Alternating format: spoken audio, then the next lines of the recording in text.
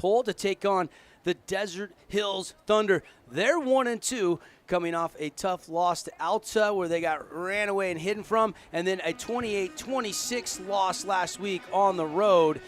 This is the Interior Design Center pregame show. I'm Devin Dixon. He's Andy Thompson, and we are ready to go as Desert Hills does their traditional walkthrough tonight. They are just entering up the steps, and they walk right through the Thunder fans, through the bleachers, and it's military appreciation tonight, Andy, and they've got the American flags out in full force. Oh, this is an awesome spectacle. How many? 50 flags. They're wearing their camo jerseys with the camo numbers. They're ready to ball out. They got a tough game, obviously, ahead of them against Pineview. But you love the support, fans on their feet, military appreciation night. Pretty cool. Yes, indeed, it really is. And all first responders and military get in free tonight. So if you're looking to go somewhere and take advantage of that, come and see us over here at Desert Hills as we're about less than 10 minutes away from the kickoff. Interior Design Center pregame show underway. Like them on Facebook. Check out their stylish looks. They post a ton of picturs to show what they can do for you. For every room in the house you want to remodel or just spruce it up or make some changes, you've got to see Brooklyn Nyberg and her work, interior-designcenter.com, if you want to scope them out on the website.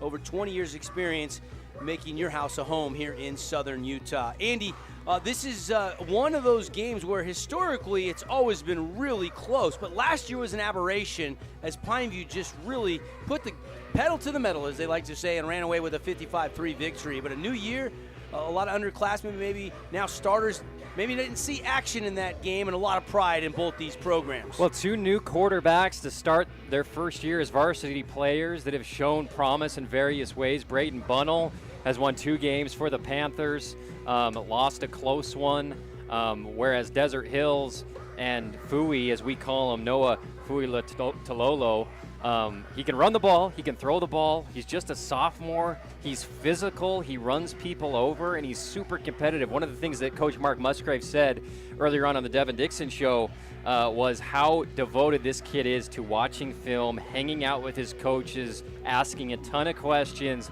Very coachable, and that's exactly the kind of kid you want leading your program. Desert Hills taking the field, the first responders and the police out on the field. Principal Justin Keat out there as well. It's a great night to be part of sports in southern Utah as we've got the Thunder and the Panthers coming up. We'll take a quick break here. When we come back, we'll inch closer to kickoff. We're going to get you our Camping World keys to the game.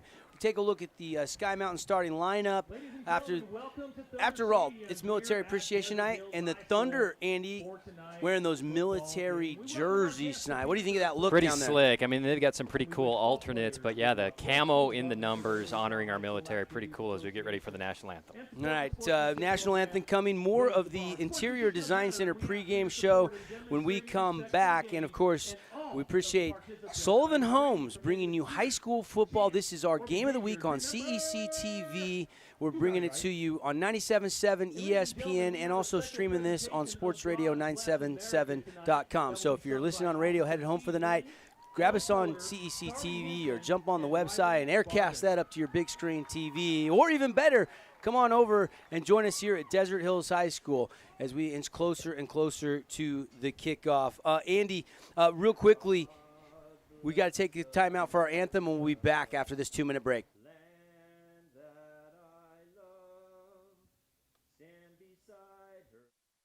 Asphalt. It's not something we think about much, except when it's in bad shape. At Holbrook Asphalt, we help cities, HOAs, and businesses avoid replacing painfully expensive roads and parking lots. To avoid the cost of replacing asphalt, you must effectively preserve it while it's still in good condition. University research has shown Holbrook Asphalt's HA5 slows asphalt aging by 67%. We make your pavement assets last longer, cost less to own, all while achieving higher property values. Visit holbrookasphalt.com to discover more.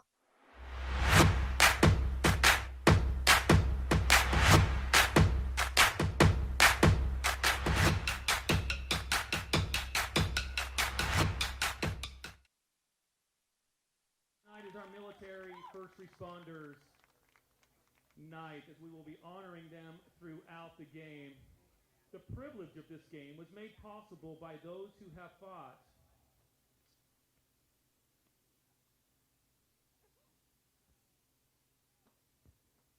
and continue to fight for the freedoms that we enjoy. Let us honor and respect our country by standing and removing our caps and join in the singing of our national anthem performed tonight by Ellie Coder.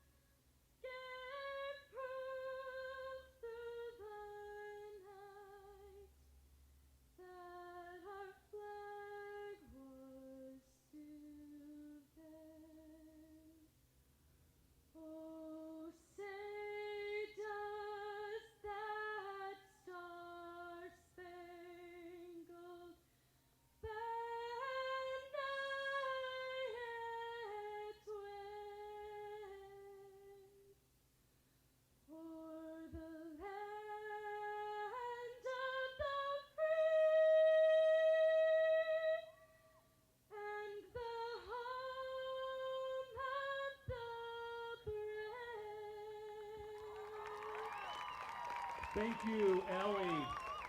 And as we are standing, let's continue to give a round of applause. Hey, welcome back, Desert Hills High School Interior Design Center pregame show. Awesome job in the singing of our great national anthem. Devin Dixon, Andy Thompson with you. And Andy, let's dive into the keys to the game between two Region 9 rivals as they both open their Region 9 conference slate of games tonight. Let's start with the Desert Hills Thunder here at home, wearing those camo jerseys with the gold tops and the camo numbers and the black bottoms. Yeah, you know, we've been talking about it all week. The number one key for Desert Hills tonight is figuring out a way to move the ball on the ground any way that they can. Obviously, Ethan Ford still banged up. He's in street clothes tonight with a brace on his leg. E.J. Alton has averaging 3-4 yards a carry. You know who's been great, Devin? We talked about him a lot. Connor Ashby has been the man for them the last couple of games. Went for 50 yards the last game, but apparently he's nicked up too. Yeah, he's nicked up too, and I don't think he is going to go tonight. And that means they are really thin. That means it's going to be E.J. Alton and probably the sophomore Zach Ford, who is Ethan Ford's younger brother. So if Desert Hills can get any rushing yards established on the ground, that would be a big key for them. And some of that might have to come from Noah Fuatololo. And, you know, we saw them against Alta. They were outmatched the last home game that they had, but Fui was awesome. The 2-3 times he ran it when coverage broke down and he had to make something happen. He was breaking tackles. He's fast, and they need him, I think, to carry it on that zone read to keep it a few times more than he's been doing. He should probably have 10, 11 carries a game. I know he's a sophomore. You don't want to get him injured, but he's a tough, strong kid who plays physical. That's a huge asset, and I think they should take advantage of it tonight against the Panthers. They are delivering the game ball via chopper here. A lot of pressure on this guy. Yeah, and one of the first responders is going to try to catch it like a punt, and he had to go right through the wickets. That's a tough catch. It's impossible. The couple times I've seen it, they had no chance. Last time it was a player out there trying to catch it, and good effort nonetheless. Let's dive into some more of our Camping World keys to the game. Your adventure this fall starts at Camping World St. George. Huge selection, all the top brands, sales, parts, service, plus a full retail store, 1500 Hilton Drive, or campingworldstgeorge.com. Andy, let's talk about this high-octane offense that Coach Hosner and offensive coordinator Gary Croton have, and senior quarterback had to wait in the wings, and now it's it's Braden Bunnell's time. Yeah, absolutely. I think one of the biggest keys for Pineview is defensively. We know that they can score like crazy. They can put up 40 in a blink of an eye. But defensively, they've got to figure out a way to not make it a track meet, to not have it be a one-possession game in the 30s late in the game. We know offensively they can catch up to people, but they've got to be able to run past them by playing good defense. Enoch Takao going both ways. They're leading rusher on offense. They're leading tackler on defense. It's tough to keep him out of the game because he's so good. But once region starts, will they start trying to kind of platoon him more, limit his carries? We'll have to see tonight against Desert Hills. All right, Camping World, keys to the game. How big do you think quarterback play will be tonight? You got a senior, but it's his first year of varsity starting, and you got a sophomore who's getting better every week but lacks the experience. Yeah, right, and that's what Coach Murdoch said was Noah has gotten better, and that's just not something he was saying. This kid is in the film room all the time trying to learn. I think he's got the system down. He's awesome at the intermediate stuff, the slants, the seam routes to the slot receiver. Going over the top has been difficult for him this year. It's going to be tough against Pineview. They got Marcus McKenzie at cornerback, one of the quickest secondary players in the region. Tough to run past him. But if they can execute on the quick hitting stuff, the bubble screens when they throw it horizontally and hit in the middle on the 10 to 15 yard routes, that's where Noah's been successful. His completion percentage is pretty good for a sophomore, and they need to rely on him to make smart decisions, especially when he's trying to figure out on the run-pass option whether to give it or throw it. You look at this Pineview offense, Bunnell has got star playmakers like Preston Mann and, of course, Dominic McKenzie, but we saw Christian Bailey when they try to take away one of those other guys grab a touchdown in that nice win, 41-40 over Park City last week. And then they're trying to keep – we talked to Coach Ben Meyer, one of the assistant coaches, and they're trying to keep Enoch Takao fresh because they want him every play. He's the heart and soul of that linebacking core on defense, and yet he's still got 41 carries at the running back position. But they do have a couple of other guys that they can turn to and give the rock to. So you'll see multiple ball carriers in this game tonight. You'll see a lot of guys touch the football. Even Braden Bunnell's carried it 15 times this year. But Brian Collison, 8 carries, 85 yards. He's averaging 10.6 per carry. Doug LaChoy, he's got another 13 carries for 76 yards, which is almost 6 yards a carry. So they've got some guys that can tote the rock. Yes, absolutely. And, Braden Bunnell, compared to McLeod Croton last year, who broke so many records, was just on the money, throwing for 300-something yards a game. Bunnell's completion percentage is right around 60%. McLeod last year was about 61%. So he's just about right there. That's always huge for Coach Hosner and Coach Croton is the completion percentage, making it easy pitch and catch calls for their quarterbacks. And Bunnell's kind of right there with McLeod as far as completion percentage, just a couple percentage points behind. One big boost for Desert Hills is they do get Braxton Turnbow back tonight. He had a high ankle sprain first half of the first game of the season. He's going to give it a go tonight in the region opener. How big is that at safety and then have him as another running back? Oh, he's the man. I mean, one of my favorite kids to watch. He and Austin playing together on both sides of the ball. They're quick. They're making plays. Really, when you think about it, you've got the Turnbows on one side versus the McKenzies on the other, 4 of the most electric players in the region on the field tonight. All right, we're getting set. It was won the toss by Desert Hills. They deferred to the second half. And so it will be the Thunder kicking off to start this game. And we'll see this potent offense. And we'll get you the Sky Mountain starting lineup around Bunnell, McKenzie, Mann, and that good offensive line. Behind Snow Canyon, a lot of people widely believe, and a lot of the offensive line goes both ways as defensive lineman for Pineview, but they've got a lot of size. I mean, Peter is like 290, 300 pounds. This guy's a man-child out there. So we'll get you all the Sky Mountain starting lineup in just a minute. CEC TV Sports Radio, 97.7 ESPN, as well as our website. We're underway. Kick is short, and it's up back to takes it, and he takes it out across the 40 to about the 41-yard line. Pretty good field position to start this drive. Return was Doug LaChoy. And now here comes Bunnell in the offense. Yeah, it'll be interesting to see how much early they just want Bunnell to throw easy passes, 4 or 5 wide. It looks like he will have to cow back in the backfield. They won't start empty, but we'll see if they want to try to pace the amount of times they give it to Takao, or if they just come out and hand it to him a couple times in a row in this first series. Trips to the far sideline with Preston Mann and Christian Bailey. And then on the slot, you've got a third receiver. They ran trips a lot. Remember last week, they had a 27-0 lead over Park City, only to see Park City roar back in the second half and take the lead before they ended up scoring late and winning it. Park City actually was about to tie it but missed a PAT off the goalpost. First down and 10. Here's Bunnell looking for a comeback route. He's got his man, and it's complete, and that's a pickup of 9. Yeah, good timing to Christian Bailey there on the first play of the game. Got to the soft part of the defense, turned around, and the ball was there waiting for him. As we see on the near side, Dominic McKenzie kind of being bracketed with press coverage and a safety over the top. Yeah, they're going to take him away. They're going to run to Takao, and Takao's got a crease. He's up the middle, and he could go. One man trips him up, though, and saves the touchdown inside the 20, and he's going to go to the 19-yard line. Great effort there from the backside. Who saved the day for the Thunder? It was Jaron Akita, the near side cornerback, who's matched up on Dominic McKenzie, but nobody was there. Enoch Takao unabated for a big run into the Team D red zone. Out of the gun, Bunnell, and the Panthers want to go quick. He has it. Looking left, looking. Steps up. He's got some room. Going to run to the 20, and that's it. He's going to lose a yard. It'll be second down and 11. Great job coming up and making that tackle. Yeah, Jake Wilkins comes up and makes the stick. And similar to McLeod Croton last year, Bunnell not the most fleet of foot. He did have Enoch Takao on a swing pass on the left side, decided to take it himself for a short loss. These military numbers for Desert Hills are hard to read. Takao, though, right up the middle, and Enoch's going to move the pile, still fighting for yardage, going to get down inside the 15, almost, I think, to the 13-yard line, and it'll be third down and a long 5.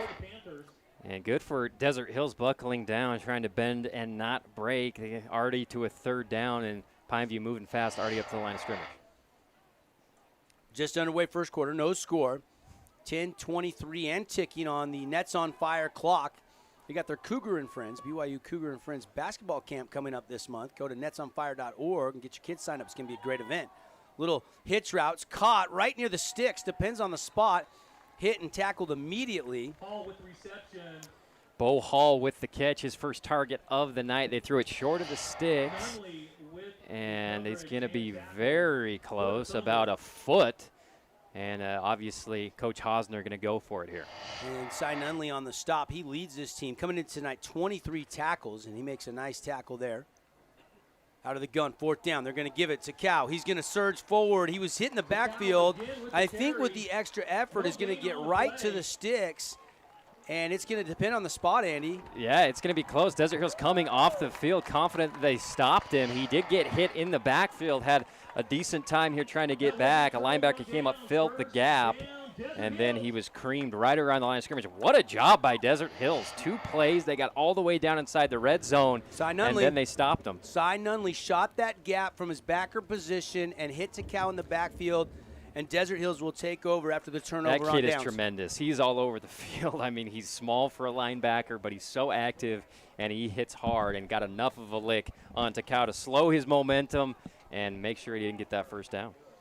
Yep, here comes Noah Falatalo, number 15 for the Thunder. Only a sophomore, and he's going to go. He's going to go 4 wide, twins to either side. Ford's in the backfield. They give it to the jet sweep. It's Turnbow. Turnbow trying to turn upfield, gets it out across the 13-yard line, and it's a pickup of about 3 yards. And a big stick there by number 25, Ryan Jordan, coming around on a much smaller ball carrier here. They're going to try to seal the edge, do a pretty good job on the block. He cuts back, and the big fella, Jordan, with the big collision. Maybe you could argue Turnbow cut that a little early. I think he had some blocking if he stays a little bit wider, turned back into a big hit. Zone read, handoff, Ford, and Zach Ford tripped up, and he'll lose a half a yard back to the 12. 3rd and 7. Good job by this Pineview defensive line. We see the size on the right side. Gap control, nowhere for him to go, and he gets dropped in the backfield. Of course, we're looking for our Holbrook Asphalt Big Score dessert tonight, thanks to Holbrook Asphalt, the leaders in HA5 and asphalt preservation. If we get over 25 points by either team, everybody gets 5 ounces Yogurtland. Here's the third down pass complete to Ford. Zach Ford makes a cut but kind of tripped up, and he's only going to gain a couple yards, and Desert Hill is probably going to have to punt the football. Yeah, he had room to make a move, and he's slipped twice in a row here on this turf. I'll see him try to make a cut here on the swing pass. Maybe could have cut it back inside the blocker, but just couldn't keep his footing. Yep. Bentley back to punt. So here is Hunter Bentley, the backup quarterback, is also the kicker for Coach Mark Murdoch. 3 back there protecting Bentley. Has the snap, it's good. The kick is away, and he puts a left-footed boot into it. Not a long kick at all. It's picked up on the run. Here come the Panthers down the sideline, and they're going to take it inside the 10. There is a flag down on the field. The big fella, Ian Becker, I thought he was just going to let that drop and then down by Desert Hills. Instead, he catches it with all the momentum going towards his way, runs over some people, and takes it all the way down into the red zone again. Great job scooping that up by Becker. Gets a block, jumps over a guy, gets knocked out of bounds. Yeah, Becker has been one of the best defensive players for Pineview, and showing you a little return right there, and now we wait for the penalty. Our referee tonight is Ken Nielsen. Umpires Paul Husselby. Line judge Bruce McPherson. Head linesman Brian Abbott. Back judge Gene Blair. And our chain gang is led by Eric Brooksby. And here is Ken Nielsen with the false start. And they're going to decline that, and it'll be first down Panthers in the Team D Auto Sales red zone. Looking to get great pricing on a pre-owned vehicle, cars, trucks, SUVs, right there on the boulevard. Go see Parker Jason, the guys, teamdautosales.com or 488 East St. George Boulevard. Great opportunity here for the Panthers after the turnover on downs. Here is Braden Bunnell out of the gun, looking to throw left, slant route, and it is touchdown Pineview.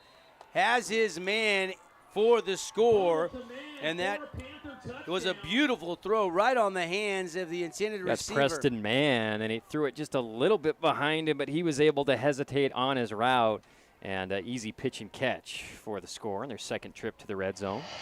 The Panthers with the light silver numbers are hard to pick up, and then Desert Hills with the camo doesn't distinguish the outline of the numbers, so hard to instantly see exactly the number on the receiver because Bunnell will spread it around. But that was Mann with the touchdown. Panthers lead 6-0. Here's the Simply Wisdom Teeth extra point, and it is up and is good. We'll take the break. Panthers strike first on the one-loss scoreboard. It's 7-0 over Desert Hills.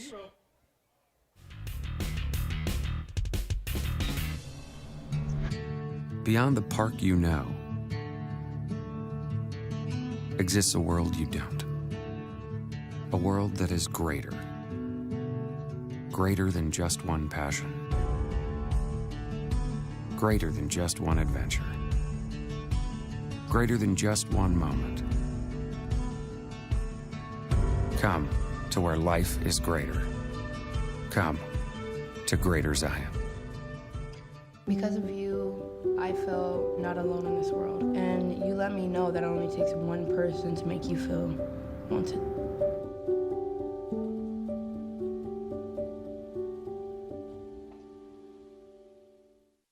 Is selling frozen yogurt behind the stands here.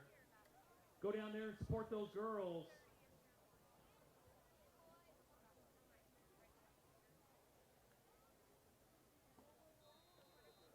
Back live at Desert Hills High School, Devin Dixon, Andy Thompson, Sullivan Holmes bringing you high school football on a Friday night, our game of the week, Andy. And how about that? Short punt, great play by Becker. A play later, Bunnell zips the slant route into Mann for the touchdown. Yeah, we'll see if Desert Hills can look a little bit more promising on their second drive than their first as Akita returns it, showing off some moves here, gets to the sideline, and another good, and puts his helmet into the chest of a tackler and makes a play there. Wow. How about that? That will get the fans here riled up in some pretty good field position here for Fooey in the offense. See here for our TV audience as Akita gets it to the sideline and is taken out of bounds by a couple of Panthers. Here comes Noah Fuatololo. Puts Turnbow in motion, gives it to Zach Ford, the sophomore running back, and he is hit and dropped. Great stop right at the point of attack. Masio Davenport shoots a gap, gets in. The linemen are doing a good job keeping the Desert Hills offensive line engaged, and Massimo coming from that left end position. And Zap. Yeah. So Ford goes nowhere. They'll give it to Ford again, though, and he's not very big, and he's about 5'4", and he's hard to find, and that time a little bit of daylight, and gets it for a pickup of about 3, and that'll be 3rd and a long 8 for the Thunder offense. yeah, Noah gives it to him right there at the last second. He spurts through that 5-hole and at least gives him a 3rd and manageable here, 3rd and long 9 or 3rd and 10 here for Fui. Fagagula Etunui was the guy that made the stop for the Panthers. Pineview started to show blitz, and then the right side, the Thunder jump, and it's going to be a false start on Desert Hills, and that's going to make this, instead of 3rd and 8, about 3rd and long 13 here. 7-0 Pineview. 6:47 left on our Nets on Fire clock in the first quarter. Like always, here on your Region 9 Radio Network, we're going to look for some awards tonight. We hand out our DATS Trucking Player of the Game. We'll name one for each team and in a conference game. Fuatololo going to look to throw. Now the pocket collapses. He's going to run, dragging a would-be tackler, and he's going to get a pickup of about 4, maybe 5. It's going to be 4th down and long here. 4th and about 9 for the Thunder, and here comes Bentley in the punt unit. And not a lot of time for Noah on this one. Doesn't like what he sees in the pocket, tries to get away, and then what I like about him is when he doesn't take a sack. He goes, puts his shoulder into somebody, and at least tries to get a few yards. Last year they had that bread and butter play to Jace Mortensen. They're still trying to figure out what that connection is going to be this year on key downs. That time, nothing doing. Nice tackle by Ryan Jordan, too, for the Pineview Panthers as they force the punt, leading by 7, about to get the ball back. This one low and angled away from the return man. It's going to take a nice roll down to the 10-yard line. Picked up, made the first man miss, and returned out across the 15.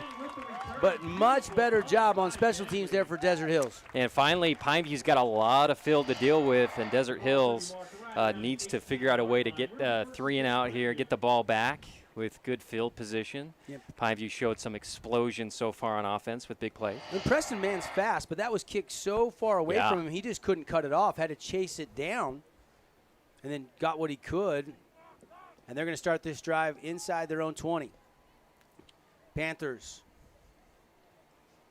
lost to Park City in the semifinals in 4A state playoffs last year. Hungry to get back and make another run, something Coach Hosner would love to add to his very, very detailed resume, but doesn't have the state championship. Here's the blitz. Turnbow hits the quarterback, maybe forced him to throw a little bit early, and Bunnell overshoots Preston Mann. And we've seen Austin Turnbow there on that left side. He was awesome last year getting into the backfield, tackles for loss, bothering quarterbacks. That time they come with a corner blitz.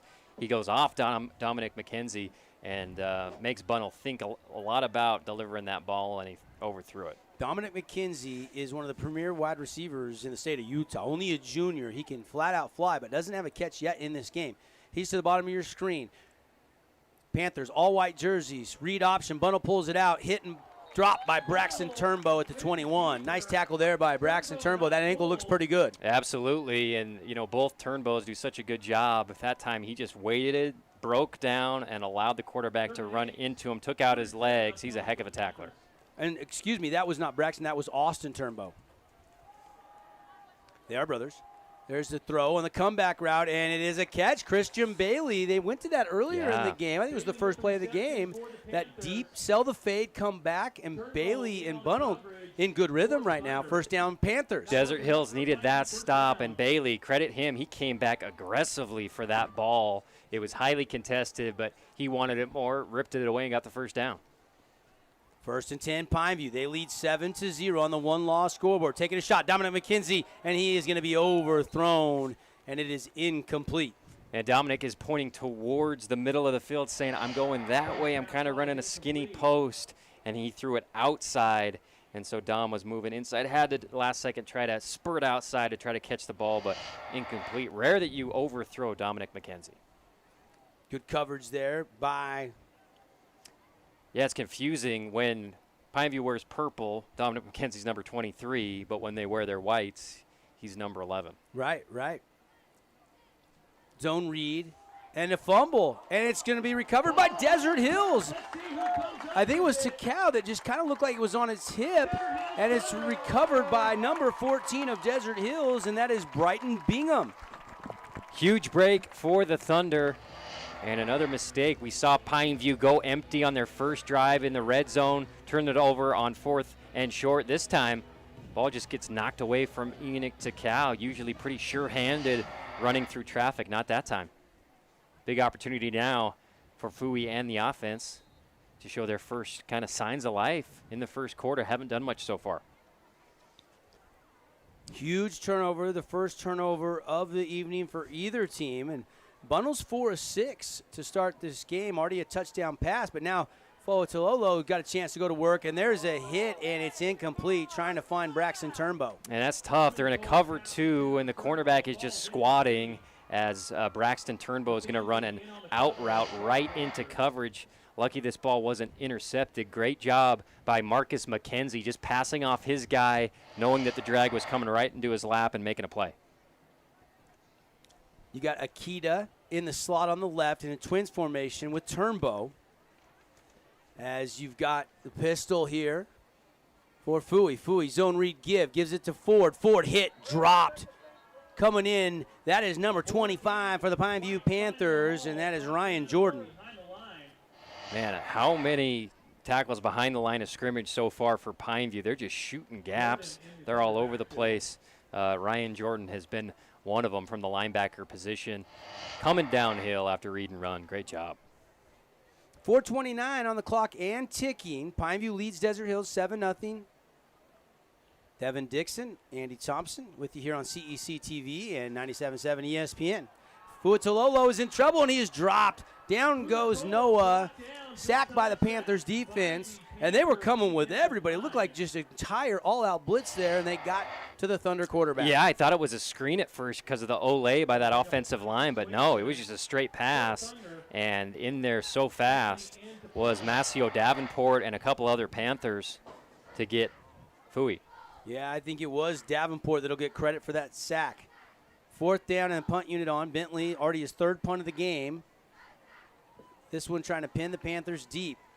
And it's returnable. Mann grabs it at the 13. Goes left. He's got a whole lot of room out to the 30 to the 40. Gets a block at midfield. Turns the corner. Just Bentley to beat. And he cuts back and beats him. And Preston Mann's going to take this to the house. Touchdown Pineview. And just like that, it's 13-0 after the Preston Mann kick return for the score. And that was one of these punt returns for a touchdown where as soon as you caught it, you saw that he had the whole left side with blockers in front of him. He weaved in and out, didn't get touch, and Preston Mann showing off his speed here. As we see on that left side, no Desert Hills players being disciplined on their assignments, and great blocks up ahead. Number 5, Scott Stokes. Officially, what was that, 85, 86-yard punt return for a touchdown? I think 85, just right there at about the 14.5-yard line.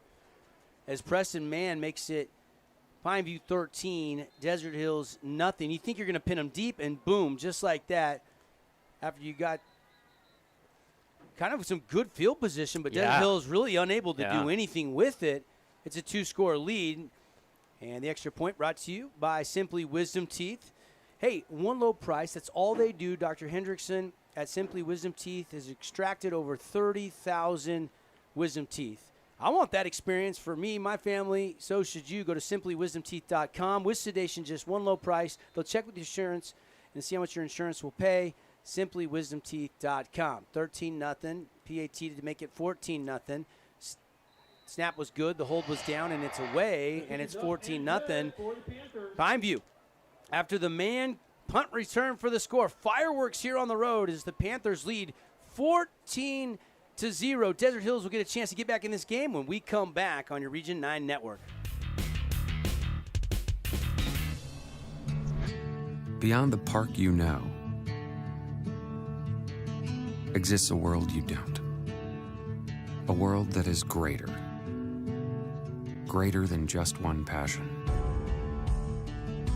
Greater than just one adventure. Greater than just one moment. Come to where life is greater. Come to Greater Zion. Because of you, I feel not alone in this world. And you let me know that it only takes one person to make you feel wanted.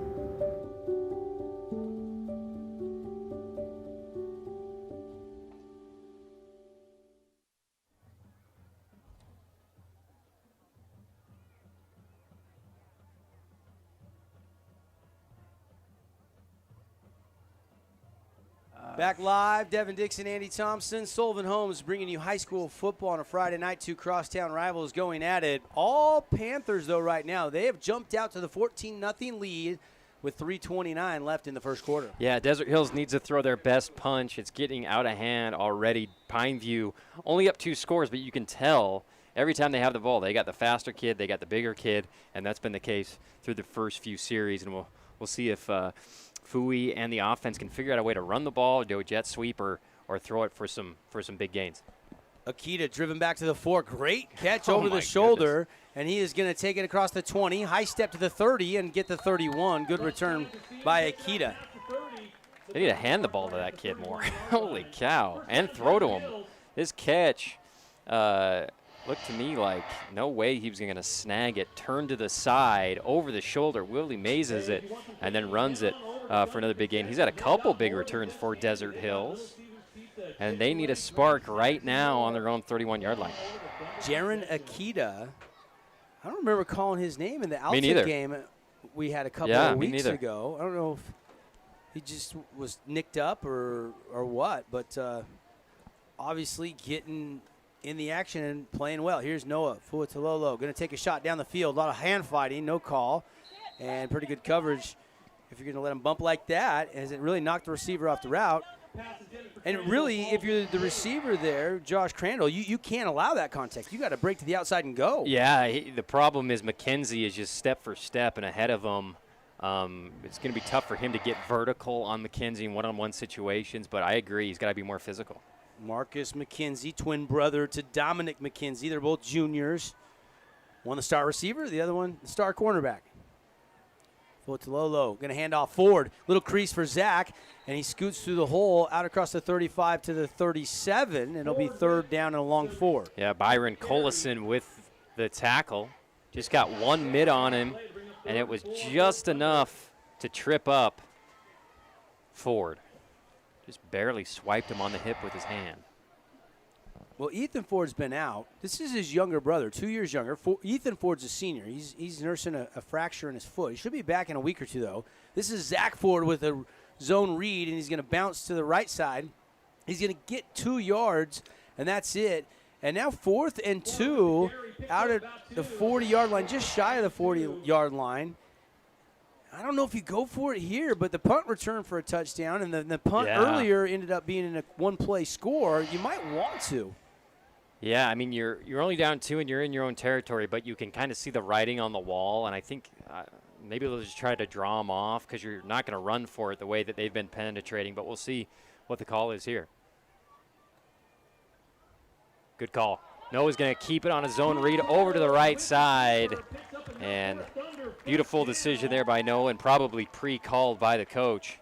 His first keep on his own read goes for a Fabulous Freddy's first down. Fuel it up, wash it down, and save it. 2 Fabulous Freddy's locations here in southern Utah. Yeah, I got to get over to Fabulous Freddy's this weekend, get my car looking good for its Labor Day adventures. Sun shining down.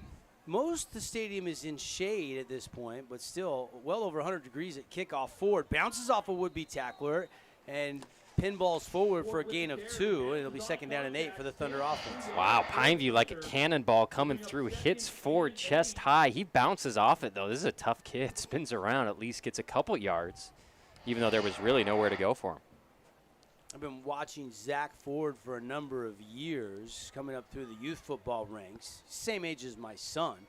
And he's little, but he is a hard-nosed runner. And he's hard to see when you get lost in there in the interior line. Getting extensive work tonight. Turnbow in motion.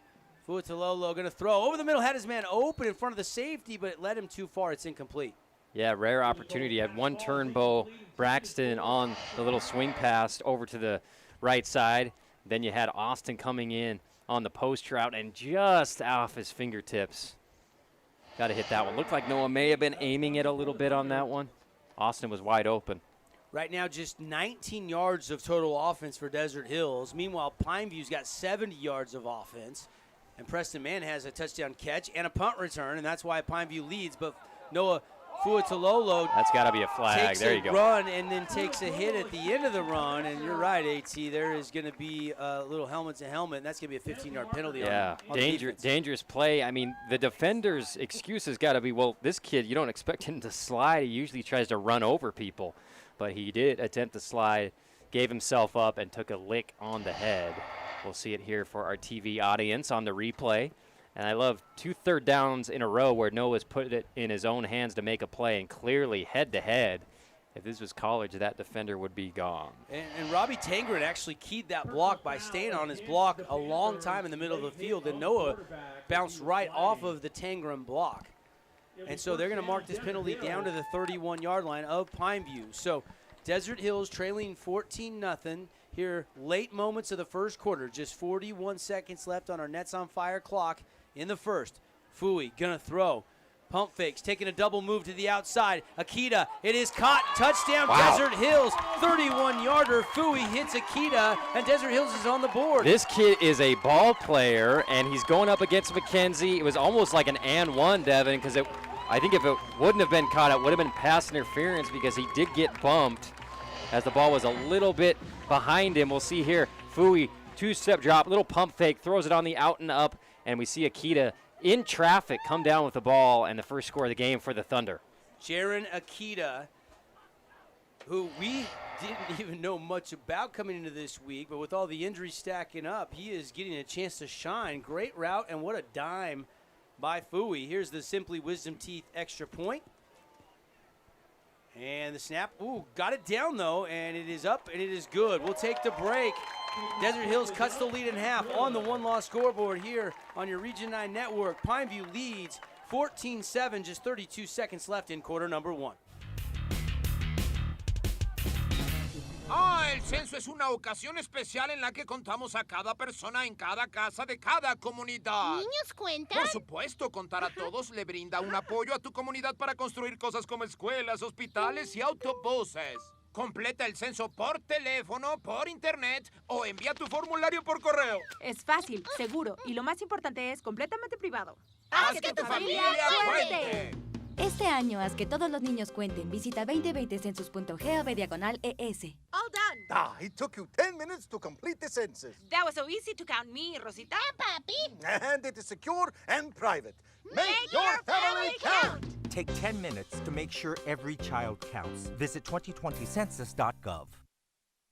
Desert Hills to kick off. McKenzie back deep for the Panthers. Apologize. Correction on that touchdown reception for Desert Hills. That was Lusk. He is the guy that is wearing number 13. We were struggling. We didn't have a 13 in our jersey, and we had one jersey or roster that had Akita as number 13, but we were just checking, and we got verification. That is Hendrick Lusk with the touchdown reception. Apologize for that. Lusk, if you remember, his dad was a former coach here at Desert Hills a couple years ago with Carl Frankie in that regime.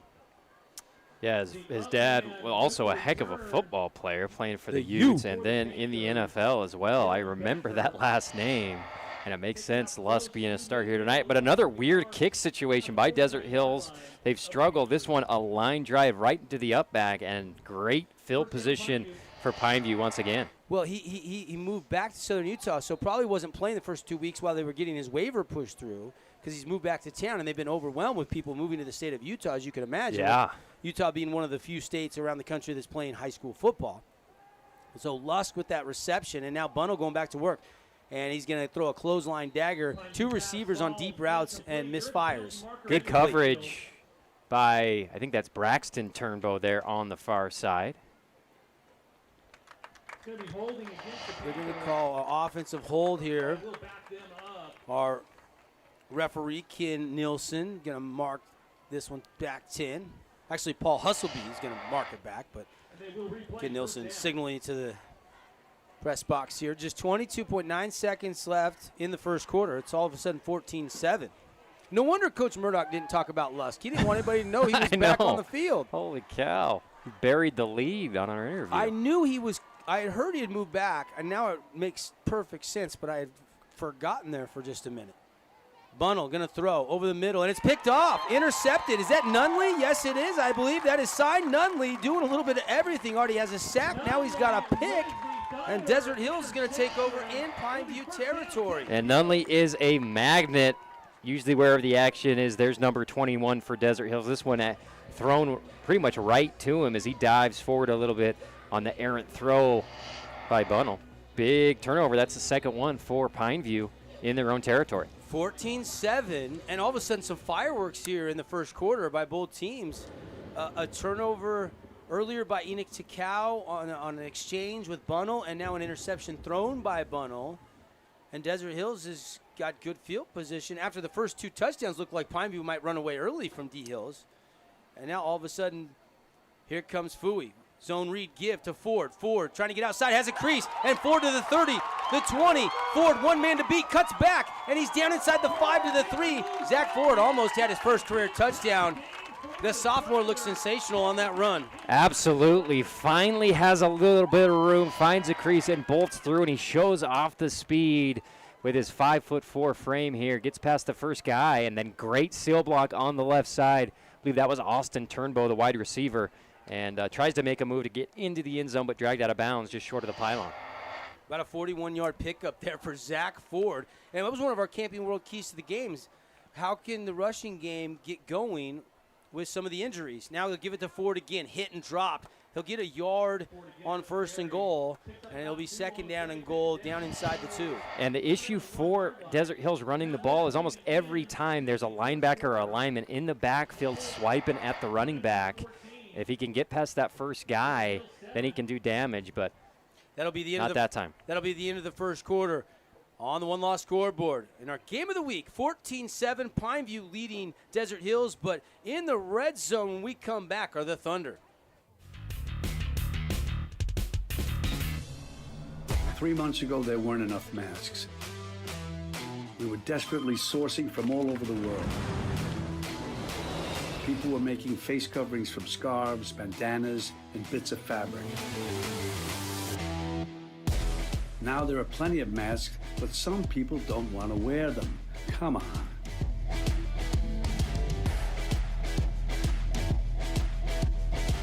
Mask up, America.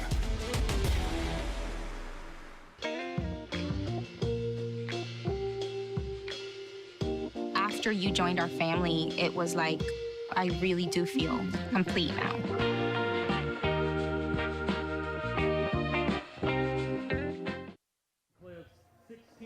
Welcome back, Devin Dixon, Andy Thompson. This is our Sullivan Homes Game of the Week, and it's living up to it so far through the first quarter. 14-7, Pineview has the lead, but deep in the Team D Auto Sales red zone are the Thunder after Zach Ford broke free on a 41-yard run. It's 2nd down and goal. Yeah, I'm impressed with Desert Hills on the way that they responded. Did not look good the first probably 8 minutes of this game, and then turned it around. Big play, touchdown to Lusk, and then Zach Ford with a big play to get him down into the red zone, threatening here.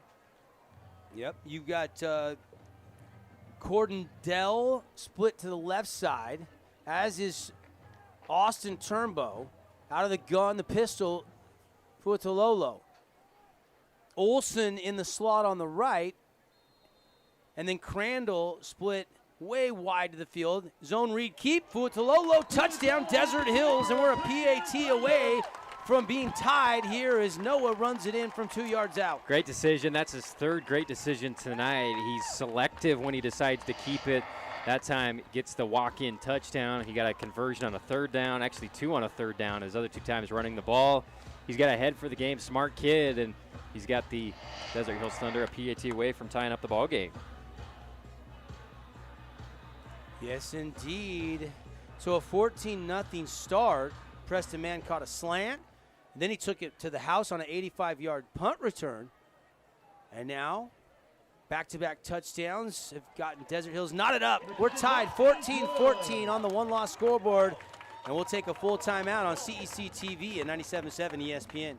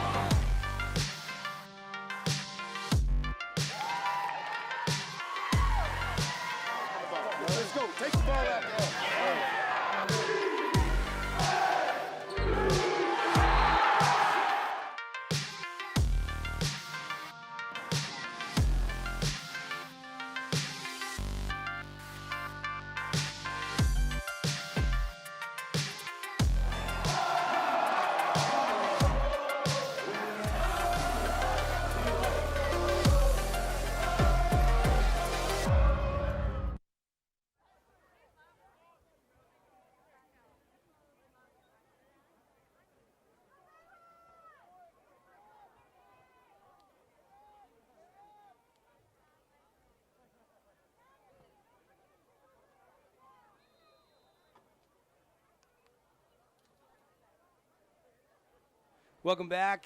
After that touchdown run from Fuatololo and kickoff end over end, going to be a touchback as his foot was in the end zone. And Pineview will set up shop on this drive, tied at 14 from their own 20-yard line.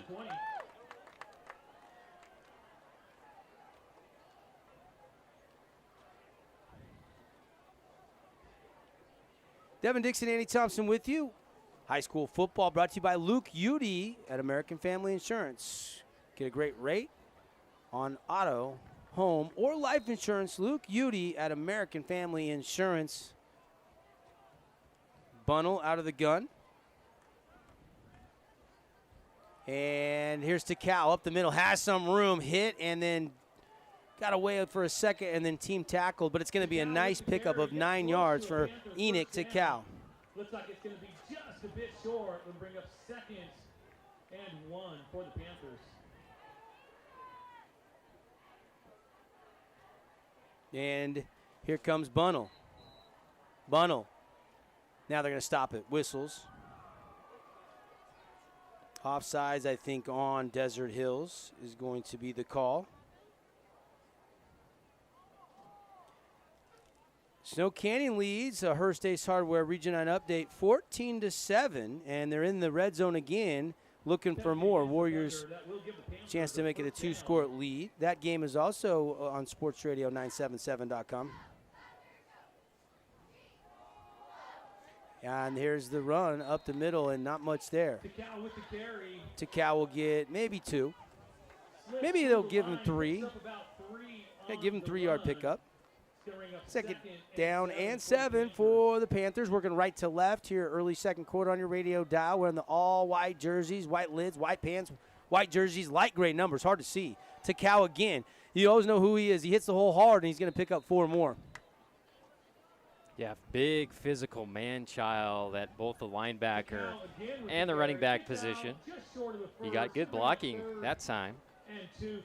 Stacked up by a linebacker, and then Turnbow came in, put a helmet into him.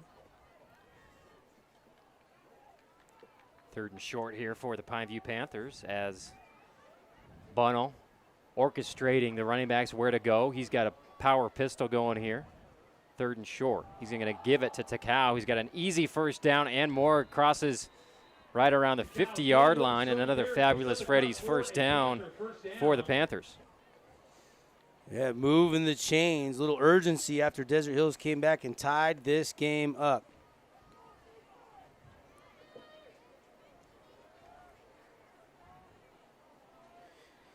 And here comes Bunnell. 1st and 10. Bunnell going to hand it off against just straight handoff, no zone read, just straight up the middle, and Takao goes for another 7 or 8 yards. Yeah, Takao is hitting that hole hard. And he looks like he's running mad. I'd keep feeding Enoch Takao. 2nd down for the Panthers. Out of the gun, Bunnell surveys the defense, looking left, now looking back right. Now he's going to check down, has his man, it's McKenzie. First catch of the night for Dominic McKenzie, and that's a fabulous Freddy's first down. And, you know, that's a pretty good matchup over on that right side with Lusk and McKenzie. McKenzie's been guarded pretty well tonight. He was missed on that long throw a couple series ago, but this time just goes to the sticks, turns around, and had enough buffer to make an easy catch. Shotgun again. Bunnell looking to throw deep, this time to McKenzie on that right sideline. He picks it out of the air. Did he get his feet in? They're going to say yes at the 2-yard line.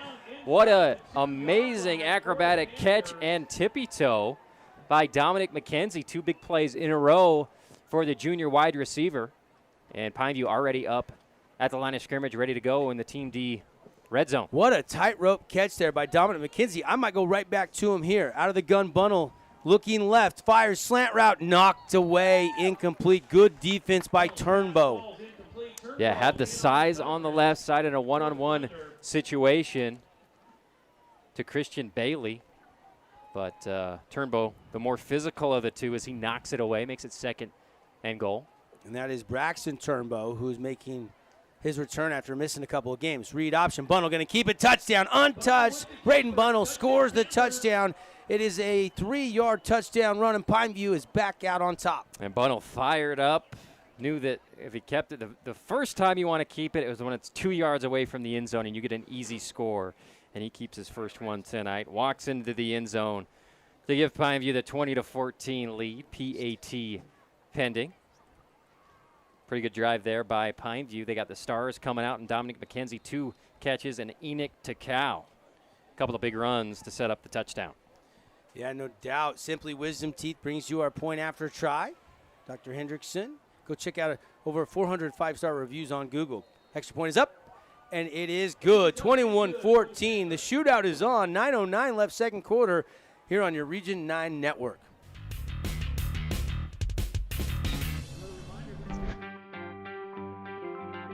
I take the road less traveled, run free, unwind, unravel, someplace outside with lots to do. Green trees, red rocks, and don't forget that blue sky. The sunshine shining, sunshine pouring on me. Think I might just stay a while. Say hooray all day because the sun is gonna shine on me. Sun is gonna shine on me. Sun's gonna shine on me.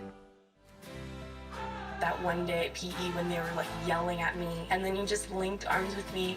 I don't think you know how much like that helped me. I finally like knew that I had somebody.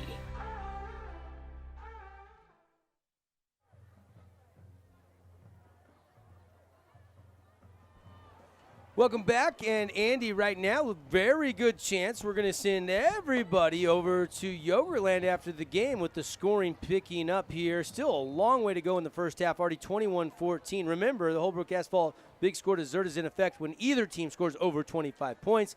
You just go to Yogurtland after the game, ask for it, and your first 5 ounces of frozen yogurt, your favorite flavor and toppings are free. Anything extra over 5 ounces, you might pay $1 or $2, but still a great deal. And Pineview's already got 21 points. Kick returnable and out to the 25. Maybe give them the 26. It'll be first and 10 Thunder. For the Thunder, takes it out. That was Lusk again on the return, I believe. Past the 25, about the 27-yard line for the Thunder. I actually think that may have been Jake Wilkins, okay, number 9. Correction. Who, pretty good return, gets it over the 27-yard line. We'll see if Desert Hills been looking pretty good their last couple of drives, forced some turnovers, and have been putting some points out as Lusk comes back out onto the field. He wasn't in the last possession on offense. He'll be the far side receiver. Zach Ford in the backfield. Noah Fua Atololo out of the gun, looking for the quick hitter. Has Lusk, caught it, breaks to the outside, and he's going to pick up 4 yards before he's driven to the turf. And he put his foot in the ground, was trying to ole number 25, Ryan Jordan. Instead, Jordan plasters him into the ground. But Lusk is a playmaker, trying to get him the ball a little bit more and let him run with it after the catch. Hearst Ace Hardware update. Dixie leading Hurricane 21-6 with 2:54 left in the second quarter out in the Tigers' den in Hurricane. Fuatololo in trouble, and he is going to be driven back and finally sacked. He was hit again, broke free the first couple times, and then the next wave came, and down goes the Thunder QB. Yeah, he rolled out and was looking right away for the deep pass out to Josh Crandall, but he was covered up pretty good. And once again, Pineview has been excellent. Almost every play, it seems like they've got 1 or 2 guys in the backfield, in the face of the quarterback or the running back, and now they set up a long third down. Watch out here for the screen pass to Ford. Fui out of the gun, looking to throw. Looks like he's going to take a shot, and it's going to be incomplete. Overshot everybody. It'll be 4th down, and the Thunder going to have to punt the football. Hey, high school football brought to you by Intermountain Sports Medicine. Of course, we'd like to thank the trainers from Intermountain that keep our athletes safe. For Desert Hills, Mark Harris. This is his second year with the Thunder. And, of course, Michelle Hudson, who is a longtime trainer for the Pineview Panthers. Thank you, Intermountain Sports Medicine. 7:48 to go, quarter number 2. 21-14. Pineview is leading over the Thunder, and punt formation. Hunter Bentley going to put a left foot into it, low, and bounces at midfield, kicks out of bounds, and Mann was going to just grab it and then go right out of bounds. No real chance to return that football. Pretty good punt there by Bentley. And that punt unit's had some struggles early in this first half. Yes, stuck it right on the green, right in front of the punt returner in good coverage. That time by Desert Hills, who has had their struggles on special teams tonight. Not that time. I think that was number 13. Number 18. Holy cow, these are hard to see. Crandall with the play. Braden Bunnell is 4 of 7 as you check some of the Wilkinson statistics. 4 out of 7 for the Panther quarterback, 29 yards, 1 touchdown, 1 interception. Takao, 4 carries for 40 yards. He's averaging 10 a pop. They go up in the air, and it's complete. And the catch is made by Tyson Moten, and Moten's going to pick up about 7, maybe 8. Isaiah Moten's little brother. I can't believe there's another Moten. Michael, Isaiah, and now Tyson Moten. They all wear number 3 and play the slot. And what a blessing for Coach Hosner to just keep willing in these Motens. Second down in the long 3. Out of the gun, Bunnell going to throw. Looks to the right, fires it, complete to McKenzie. McKenzie, stutter step, gets to the outside, and is going to still keep fighting for yardage inside the Thunder, 30 to the 29, and then a flag comes in late, and they might get a late hit here on the Thunder. And McKenzie's known for his north and south speed. He runs the 100 yards in 10 point something, and this time he just shook Lusk with a little juke move and got to the sideline. The flag came in late, and Pineview was clapping, so you think probably going to go against Desert Hills, but we'll see what the call is. Probably something extracurricular or late on a hit or something like that. McKenzie's got 3 catches in the last 2 possessions. High school football brought to you by our friends at Intercap Lending. Scott Gibson team, they don't match their rates or fees. See how much the Scott Gibson team can save you today. Call or text 435-619-8080. Rates are great time to maybe fix up your house or do a refi while rates are low here in southern Utah. Yeah, penalty goes against Pineview. I'm a little bit surprised. It came out so late. It was just a block in the back, but it must have been a pointless block in the back because it was well after the play. So that'll bring it back to second down and 3. Wipe away the nice yak yards from McKenzie. Now they're going to take a shot to McKenzie, beats everybody, and he caught it and then goes, no, he didn't catch. Yes, he did. Caught, and they're going to mark him out at about the 11-yard line. He makes it look so easy. You just assume he caught it. And if he could have stayed in bounds, he scores untouched. Yes, he's passed off to the safety, and the safety looks like he's in cement when it's compared to McKenzie, who just runs right past him. If Bunnell keeps that in bounds, it's an easy touchdown. Instead, they're back at about the 10-yard line. Out of the gun, Bunnell, slant route, caught, and pushing, and stacked up down inside the 3. And that's going to be a 10-yard gain. It's going to be first and goal, I think, for Pineview, looking to try to go back up 2 scores. They had the 14-0 lead. It was erased. We were tied at 14. And now Pineview just a yard away from going back up 2 scores. Out of the gun, Bunnell has Takao, gives it to him. Enoch Takao into the end zone. Touchdown, Enoch Takao. Easy decision, inside zone play. Turnbull coming off the edge, try to make it difficult for Takao, but too much good blocking up front, and easy score and possession there for Pineview as Dominic McKenzie has gotten going here in the second quarter. Simply Wisdom Teeth, point after, coming. 28-14 if he can knock it through the uprights.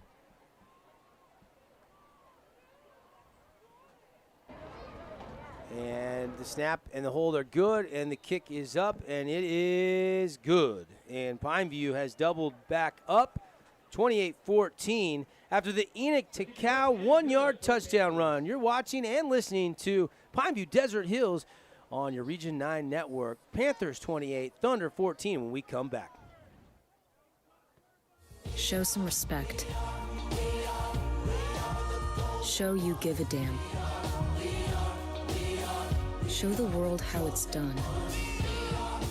Show them that when your community needed you the most, you showed up.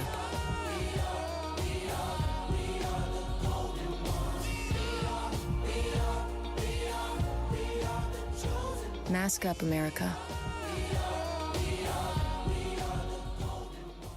listo. Nos tomó 10 minutos completar el censo. Fue sencillo contar a Rosita y a mí. ¿Y a papi? Esto es algo seguro y privado. ¡Haz que tu familia cuente! Toma 10 minutos para hacer que cada niño cuente. Visita 2020census.gov/ES.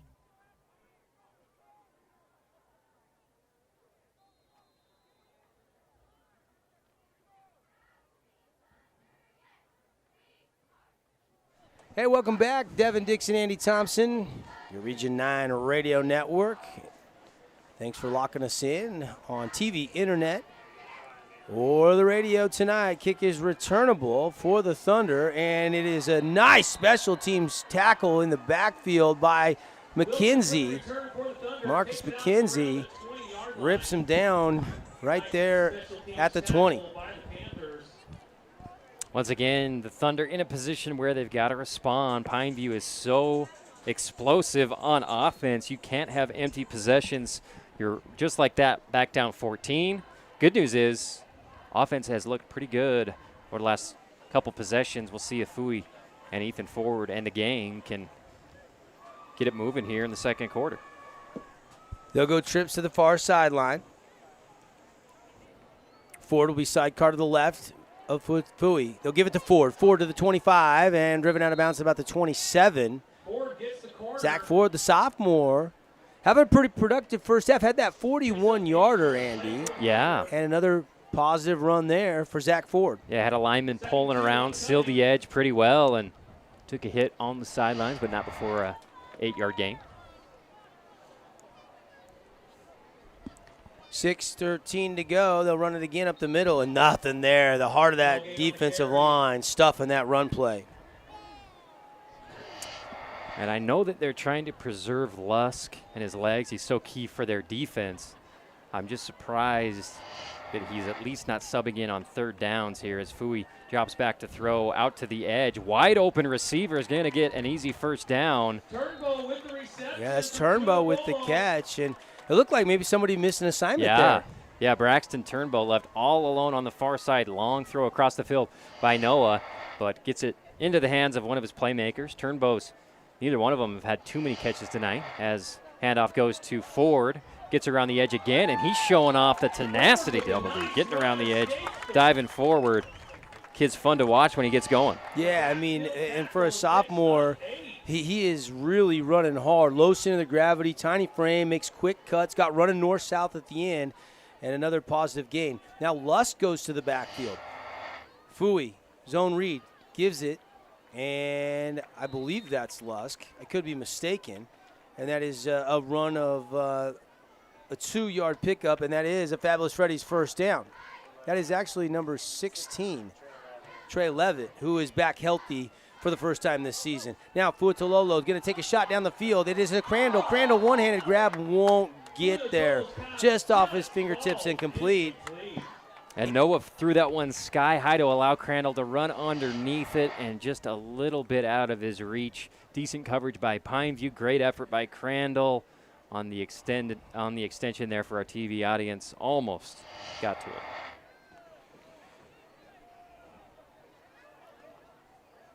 And here comes trips in a bunch formation, but they're going to run out of it. Trey Levitt, midfield, breaks the tackle, fighting for the 44 or the 46, and I think he got the 46. With a strong run. Not a bad run there by Trey Levitt.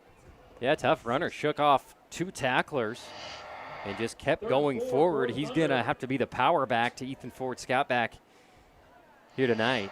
Third down as Fui throws a slant a little bit high to Lusk. He had him open in the pocket for a first down, but overthrew him. We'll see Coach Murdoch's decision here. I think it's definitely a 4-down situation as we see Fui's had a couple opportunities on third downs on that exact route. He missed Turnbow once, and this time just off the fingertips of Lusk. A little high.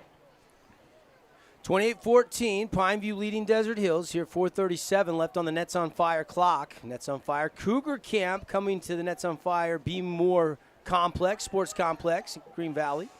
And there's the 4th down pass, and it's incomplete. Looked like the receiver was falling down, trying to make the catch, coming back to the ball, and Turnbow couldn't find it. Yeah, Austin Turnbow there on the left side. It shows like he's doing a go route, turns around and loses his footing. We'll see here on the replay. Fu is going to him all the way.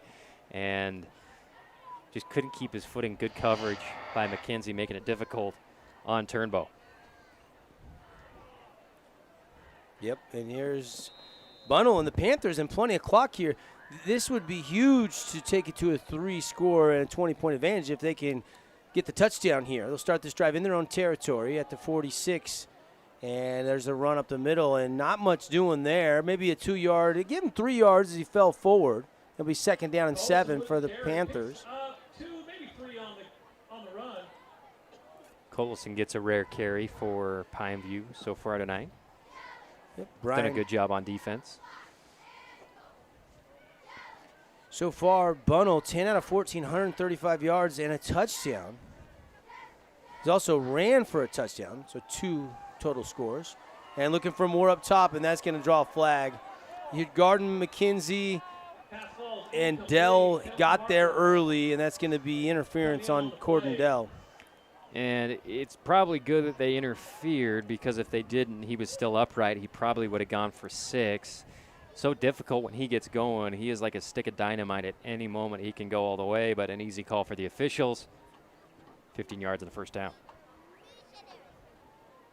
McKenzie's start off a little bit slower in the first half by McKenzie standards, but then in the second quarter, 3 or 4 catches, and they see him right here going on a post route.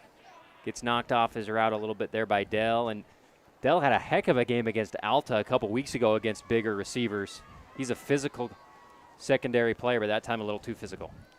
Bunnell now, 1st and 10. Plenty of clock here. Under 4 minutes to go, first half. Panthers leading by 14, 28-14.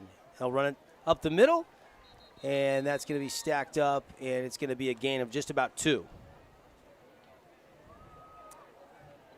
Collison with the carry. Short gain on the play. 2nd down and 8 coming up for Pineview, trying to extend the lead before half to 3 scores.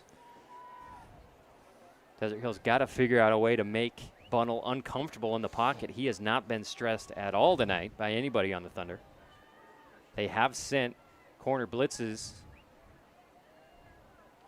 but usually just sending 4, especially on passing situations. Bunnell going to throw. Looks left. Quick hitter. Caught and then dropped immediately. Will be a pickup of 3. Bo Hall with his, I believe, 2nd grab of the game for Pineview. Keep 3rd down coming up. See what Cy Nunley does on this play, if he's dropping into his hook zone or going in to put pressure on the quarterback. 3rd and 5. Bunnell back with the cow in the shotgun. Twins to either side, or twins to one side. Actually, twins to neither side. Trips right, single receiver to the near side.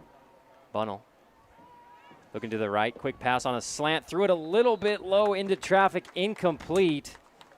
Intended for the 2nd receiver there on the trips. And we'll see what the decision is here on 3rd and 5 in Desert Hills territory. Yeah, throwing that away from Austin Turnbow, but it's a really quick, deliberate choice by Braden Bunnell. I mean, you got to imagine in Gary Croton's scheme, you've got to make those decisions quick and go with your reads. But that time, Turnbow just got a great jump from the safety position, and he had to try to fit it down low, and it's incomplete. And now, big play here on 4th down for the Panthers offense and, for that matter, the Desert Hills defense. Twins to either side. Looking, comeback route on the outside, and then a curl route, almost a wheel route, and it's incomplete. Bunnell misfiring, and Desert Hills for the 2nd time tonight has got a turnover on downs. Not to mention they've got 2 other turnovers, but That's yet right. They're still down 14. Yeah, it's incredible.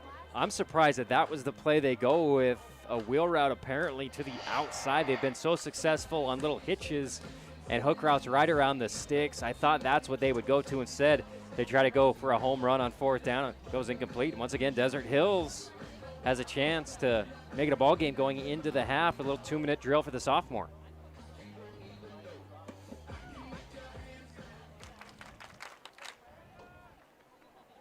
Yes, indeed. And here's Fui. Fui, blitz coming, sees it, gets it to Ford. Ford's going to make the first man miss and get a couple of extra yards and turn a little nothing into something. It's a pickup of about 3. Picks up 3 on the play for Desert Hills.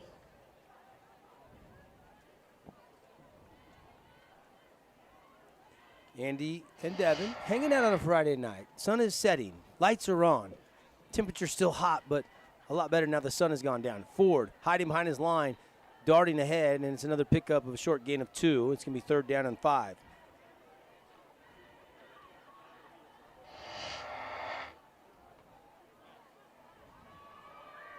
And now the Thunder will send twins to the far side. Single receiver to the near side. And they're going to run to Ford. And Ford is hit and dropped. They're going to lose yardage. I don't know. Man, maybe he got back to the original line of scrimmage. And it's going to be 4th down for Desert Hills at their own 36-yard line, just shy of the 37. And here comes Hunter Bentley in the punt unit. Surprised they decided to run that?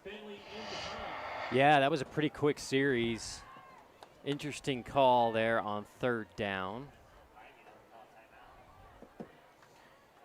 And now still some time left for the Panthers.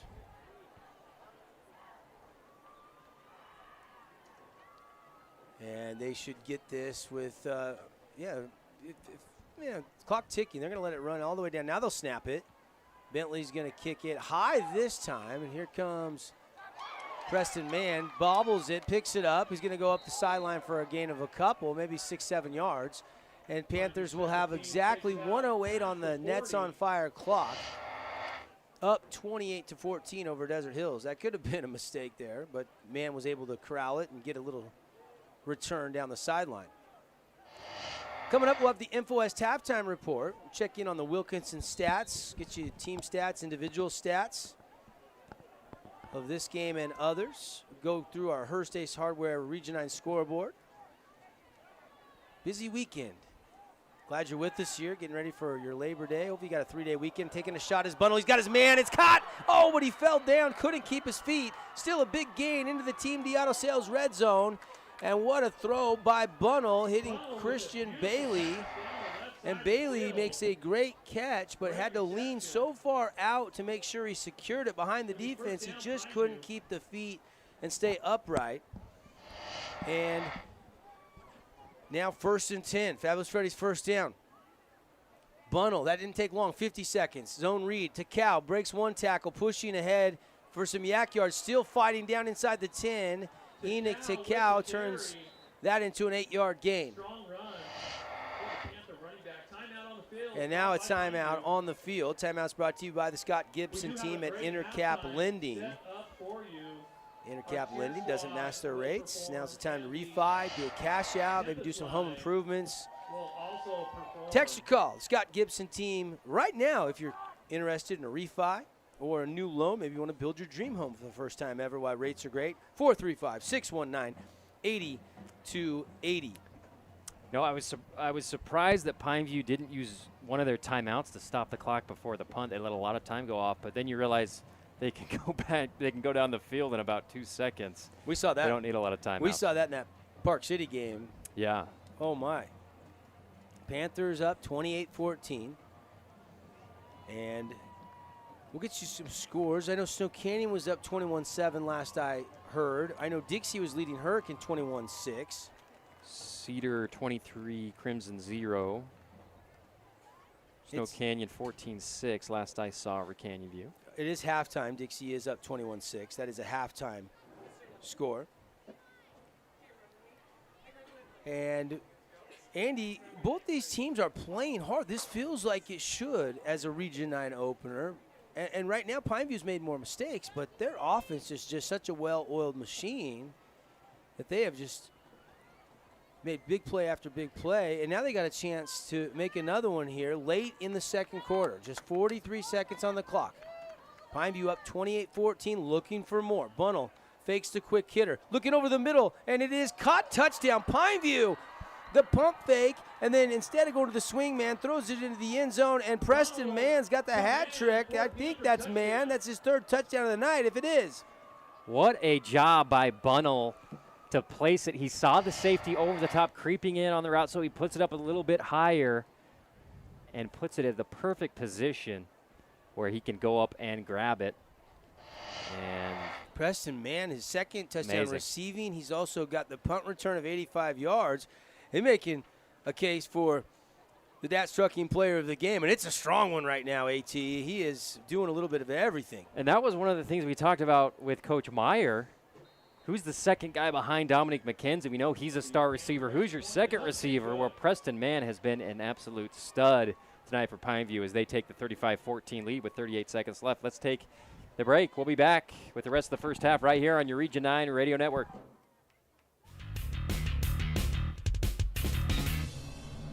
Where do you find the titans of classical music in St. George?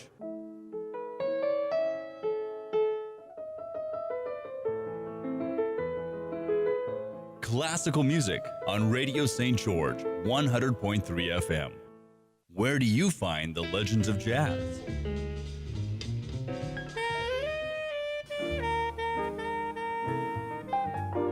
Evenings on Radio St. George, 100.3 FM. There's so many rewards in life. You coming into our home was one of the greatest rewards we could have ever had.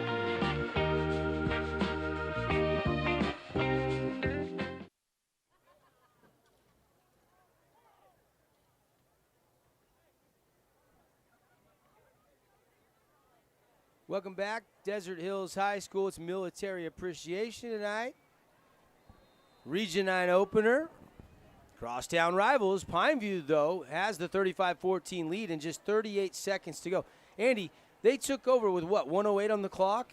Scored in 30 seconds. 30 seconds on that, what was it, a 5-play scoring drive that covered 56 yards. And now the kickoff, a short one, and Desert Hills will take over 34 seconds, and they will start this drive from their own 35. How aggressive do you want to be if you're Mark Murdoch and the Desert Hills coaching staff? If there was a minute 20 left, obviously they would try to do something. I think with 34 seconds, I would be surprised if they threw it. They do get the ball to start the second half. 3-man front, 3-4 look defensively from the Panthers. 4 receivers. Fui's going to throw. It's to the sticks, and it's caught, and it's going to be a first down. No, they're not going to mark it to the sticks. And I take a timeout because it was marked just shy, so they don't get the stoppage to move the chains. And I love that Coach Murdoch is saying, let's go. We got 34 seconds. We're down by 3 scores. We're not going to run it into the line and then go into the locker room. Let's try to do something, and we'll see if they can keep it up here to get a 9-yard gain on first down. And he trusts his sophomore quarterback to make good decisions. And why not? Go make something happen. Appreciate some of our great sponsors. Bucks Ace Hardware, Camping World St. George, Handel's Homemade Ice Cream, the East West Clinic. And make sure you stick around for later on tonight after our Johnson Pediatric Dentistry postgame show from the booth. Andy, you and I are going to have some fun. Coaches, players, we hope, recapping not only this one, but all of the games in our Ideal Home and Paint Region 9 wrap-up show. 35-14. Panthers have the lead on the one-loss scoreboard. One Law, your dedicated personal injury attorneys, longtime scoreboard sponsor of high school football on a Friday night. 2nd down and 1 out of the timeout. Fui looking to throw. Quick hitter. Hitch. Caught. Turnbow trying to go back to the middle. Now he reverses field. Runs into Ford, who's trying to seal a block, and that doesn't do anything but lose a couple yards. Yeah, reversing field, not the wisest decision here for Turnbow. But he saw that there were Panthers everywhere. It was a lose-lose situation here on 3rd down. They're going to throw it out to the sideline. Again, just a little bit short, incomplete.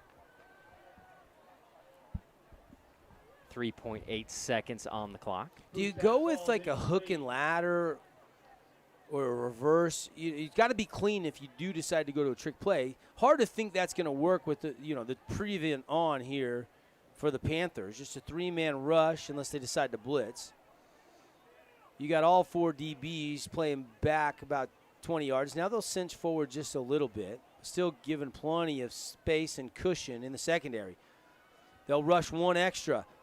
Fuatololo going to air it out, jump ball, and it is going to be caught and then dropped. It got broken up in the last second, or he couldn't bring it to the ground. I think that was Crandall, the intended receiver. And that'll do it for half number 1. Andy, your thoughts as the Panthers have built the 35-14 advantage? Well, I've been impressed with Desert Hills' resiliency. They made a couple big plays and were able to take advantage of some turnovers. Pineview has had some explosive plays, but it was also turned the ball over twice and had a couple turnovers on downs. So both teams have a decent amount that they can improve in the second half. But Pineview just has so much explosion. Like what you're saying, Preston Mann stepping up as the second go-to guy at the receiving core. What a game. Return touchdown, a couple touchdowns receiving. And Dominic McKenzie is, kind of par for the course, having a great first half.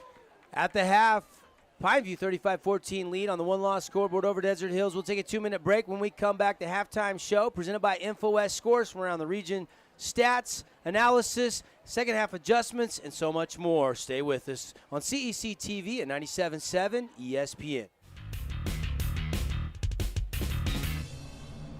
I take the road less traveled, run free, unwind, unravel someplace outside with lots to do. Green trees, red rocks, and don't forget that blue sky. The sunshine shining, sunshine pouring on me. Think I might just stay a while. Say hooray all day because the sun is gonna shine on me. Sun is gonna shine on me.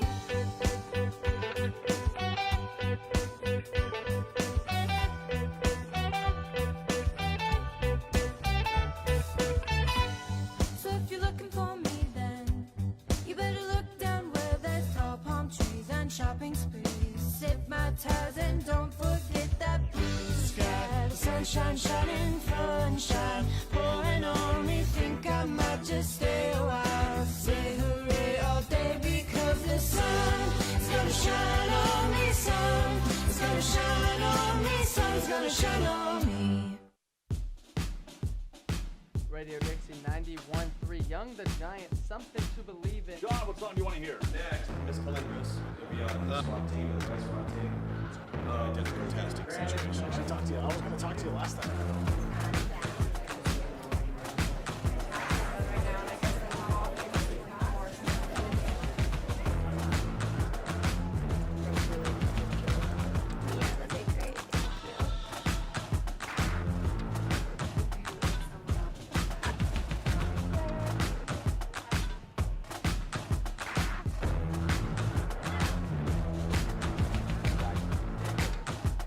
Be with us there. We'll be for a second.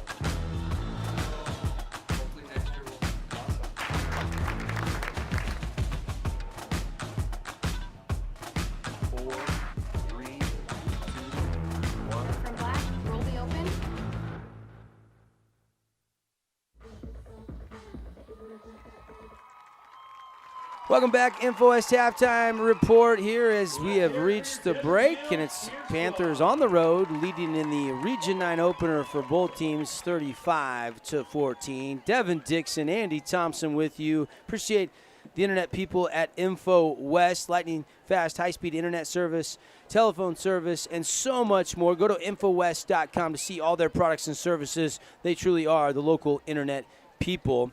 21-6 Hurricane Dixie. That game is into the second half in about a minute. They haven't quite resumed play. They are starting the second half at Crimson Cliffs, not too far from Desert Hills High School. And the road team, the Cedar Reds, Andy, up 23-0 over the Mustangs. Yeah, of course. Mustangs had that bye week. They got hammered by Lehigh in week 2.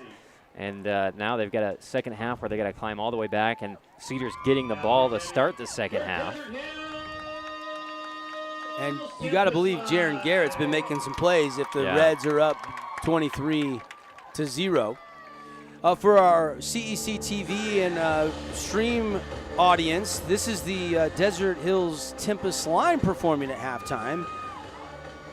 And one of the best teams in the state. Last year, I think Dixie was first in state. Desert Hills was second. I think Snow Canyon was fourth.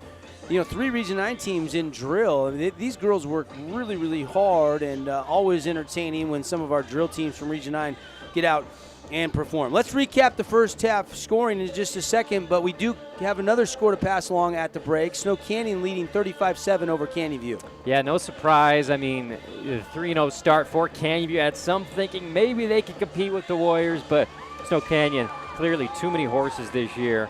And then another update, Cedar High returns the second half kickoff for a touchdown to now lead 30-0 against Crimson Cliffs. Let's check the stats here at the half in a minute. But first, the scoring plays for Pineview. They got it going early. Braden Bunnell, touchdown pass, 7 yards to Preston Mann. That was the first score of the game. And Pineview led it at the 7:51 mark in the first quarter, 7-0. And then all of a sudden, a punt return to the 15-yard line. And then Preston Mann goes 85 yards, zip, zip, zip, all the way for the score. And it was Preston Mann 14, Desert Hill 0 after the first 2 scores of the game. Yeah, pretty explosive first quarter and then into the second quarter. I think we have the highlight of the long Pineview completion and their touchdown in that second quarter. But heck of a job by the Pineview Panthers responding. They can score in bunches. The question is, can Desert Hills keep up? Yeah, and if we have replay highlights there, I know we can roll those now for our television audience as we get you a few more of the scoring drives. It was late first quarter when Desert Hills finally got on the board, and that was a 31-yard touchdown as Lusk caught it from Fuatololo. And some of the first half highlights brought to you by Luke Udy at American Family Insurance. That was Preston Mann's first touchdown catch in that first half. Desert Hills, after they got that touchdown to Lusk, it was Tololo that ran it in, called his own number on a zone read 2 yards out, and all of a sudden it was tied 14-14. But later in the second quarter, 9:09 on the clock, Bunnell runs it in himself, answering that 2-yard run with a 2-yard touchdown run of his own, and then Enoch Takau punched it in with a 2-yard score, and that happened at the 6:23 mark, and that made it 28-14, and then, of course, that last score, they took over with 1:08 on the clock, only took 30 seconds. Bunnell hits Preston Mann for the hat trick, his third touchdown in the first half, 2 receptions for scores and another punt return. That last score went for 10 yards, and it was a beautiful pump fake on the swing route, Andy, and then he went into the end. And the receiver, Preston Mann, stutter-stepped, kind of froze the safety, and then got into the end zone, and a good pass from Bunnell. Yeah, tremendous connection between those two. Mann's gotten a lot of the touchdowns. Dominic McKenzie's had some big plays. I've been surprised at McKenzie's ability to run after the catch, make moves, move laterally. We know how fast he's going straight. And then also tiptoeing on the sidelines. He's done a great job tonight, as always, for Pineview. And, of course, that's where we are, 35-14. And your scoring drives brought to you by Wilkinson's. Let's check some of the individual stats for you tonight. And there was some really good numbers. Then it kind of flip-flopped. First quarter, it was all Pineview early. Then Desert Hills started getting some yardage. But with that big second quarter, Pineview now 278 yards at the half of total offense compared to Desert Hills 140. And that's backed up on the scoreboard with the 21-point lead for Pineview. Pineview ran 35 plays. Desert Hills ran 39. And Braden Bunnell, 13 out of 19, 190 passing, 2 touchdowns, 1 interception. Noah Fuatololo, 7 out of 16 for 56 yards, 1 touchdown. But Fui did run another touchdown in, as did Braden Bunnell. 2 turnovers for Pineview, none for Desert Hills. Time of possession always misleading with Pineview. They only had the ball for 10 minutes and 13 seconds. Desert Hills had it for 13:45, but that's because Pineview scoring drives take like 30 seconds, right, Andy? Yeah, they're so quick. I mean, and they usually got the ball in great field position in that first half. Takau, when needed, has gotten carries down in the red zone. He's got a touchdown, but I've been impressed with Bunnell's connection with a few receivers. I mean, his main targets, obviously, Mann and McKenzie, but some other guys making plays. Byron Collison running the ball pretty well for him in the limited opportunities he's had. Christian Bailey has been solid, so they just kind of replenish at the receiver position. And once again, another Moten, Tyson Moten, has got a couple targets and catches in the first half. Yeah, 2 catches, 16 yards for Tyson Moten. Bo Hall, 2 catches for 7 yards, but one of them a key first down. Bailey had 2 for 18. Mann had 3 for 59 and 2 touchdowns. And Dominic McKenzie, 4 catches, 90 yards. He's averaging 22.5 yards per catch. Enoch Tikal on the ground for Pineview, 13 carries, 85 yards. That's 6.5 yards per tote.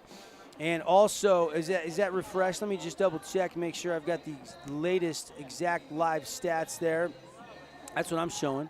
And then looking at Desert Hills, pretty good first half for Ethan Ford. 11 carries for the sophomore, 66 yards. Now, 41 of that came on 1 tote that ended up being the second touchdown of the night for the Thunder. But behind really Ford, not a whole heck of a lot in the run department. You look at the rushing team numbers, 88 for Pineview, 84 for Desert Hills. So not too lopsided. I actually, if I'm Mark Murdoch, like the way my team's running the ball compared to, go back 2 weeks ago in that Alta game when nothing was happening. Yeah, absolutely. I've been really impressed with Ford. I mean, most of the time when he's getting hit at, 2 yards behind the line of scrimmage and trying to make something happen after that contact, he's put in really hard situations. In the second quarter, he finally got going, finally got some seal blocks and was able to spurt through some seams. He's so fast once he gets going, and we saw a couple other guys get carries, including Lusk. We'll see how they want to utilize Lusk in the second half. Been doing a good job on defense, but is an explosive athlete on offense as well. All right, InfoWest halftime show continues on. Let's take a 3-minute timeout. When we come back, we'll talk second half adjustments and get you any other score updates from around Region 9. Pineview 35, and they lead the Dixie Flyers, or the Desert Hills Thunder, 35-14.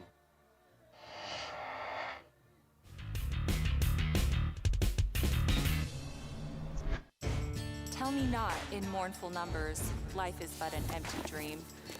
For the soul is dead that slumbers, and things are not as they seem.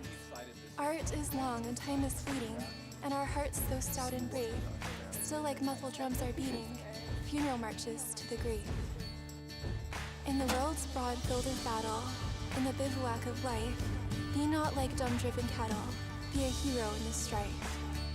Lives of great men all remind us that our lives can be sublime, and departing, leave behind us footprints on the sands of time.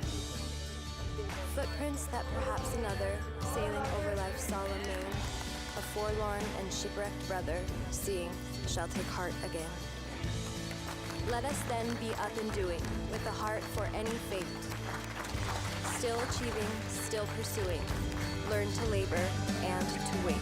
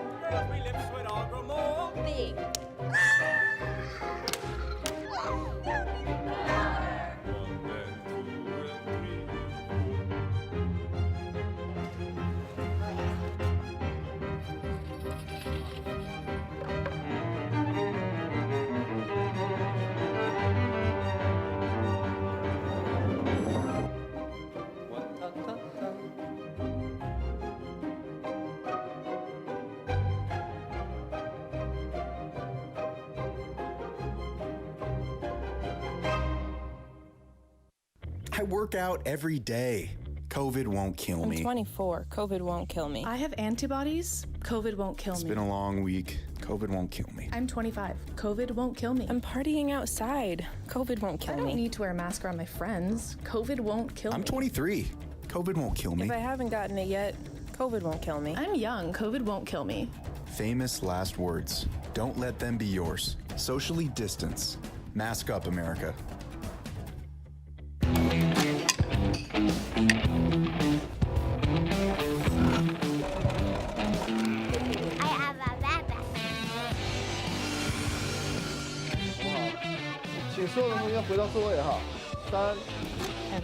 Get our print career. And there's the bottom.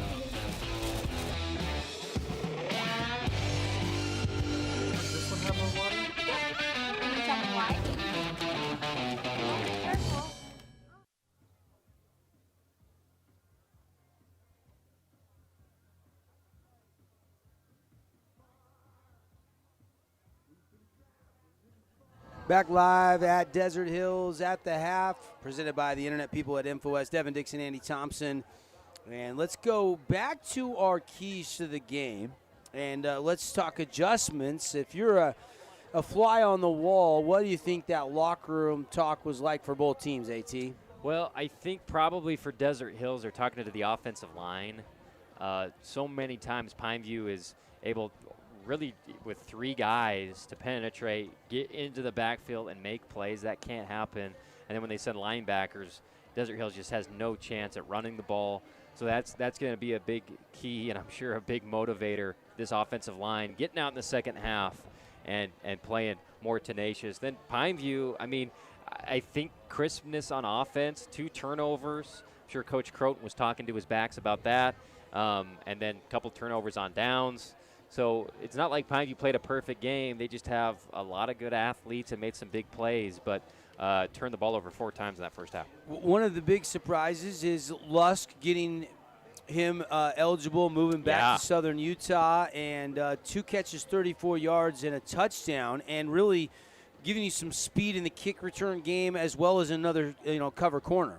Oh, he is tremendous. I hope that Desert Hills finds a way to throw it down the field to him more. They gave him the ball in a handoff. They threw a little screen pass to him on the outside. He tried to make a play, but he's probably their most explosive guy offensively, and he and Ford, but he's got the ability, I think, on the outside to beat somebody down the field and get yards in chunks, but have really only thrown to him down the field 1 time, and it was for that touchdown. Yeah, he had 2 catches in total in that first half, but we got to see more of him if Desert Hills can get back in this game. And Austin Turnbow needs, and Braxton Turnbow for that matter, and Joshua Crandall, all those guys need. And then they haven't been utilizing Olsen or Bingham, their tight ends, very much. They've been going more to a trips or even a 4-receiver set. They haven't used the tight ends, and I don't think there's been very many targets to Desert Hills tight ends in this game. Yeah, and it's totally dictated by personnel. I mean, last year, you think about Jace Mortensen lining up tight or near tight, and it was just wide open on seam routes all the time on RPOs. This year, we haven't seen a lot of that. Noah a couple times has missed open turnbows on 3rd downs, trying to aim it a little bit. So if he can relax a little bit more in the second half, take his time and just throw it hard and not think about where it's going, just throw it where your receiver's going to be. I think Turnbows can make some plays, but both Austin and Braxton on offense have been held pretty quiet in that first half. All right, so let's take a final 60-second timeout. We'll come back with a second half kickoff at the break, presented by InfoWest Stats from Wilkinson's, and our score updates brought to you by Hearst Ace Hardware. It's Pineview 35, Desert Hills 14. Second half coming up. Radio Dixie 91.3. We don't play that. Nope, not that. A big fat no there. That's what we play. And stuff like that. On St. George's only alternative, Radio Dixie 91.3. Oh, and from 9 till midnight, we play this. I need a one dance. And this. Radio Dixie 91.3 FM. Yeah, Sam, Elmo. Oh, hey, Julia. Are you ready to play band with us? I'm going to play my clarinet. And Elmo's going to play his drum. Drum loud. Oh, well, you know what to do, Julia. Julia knows. Mm-hmm. With Julia's autism, loud sounds can be too much. But she still loves to make music. Play band. Early screening for autism can make a lifetime of difference. Find out more at screenforautism.org.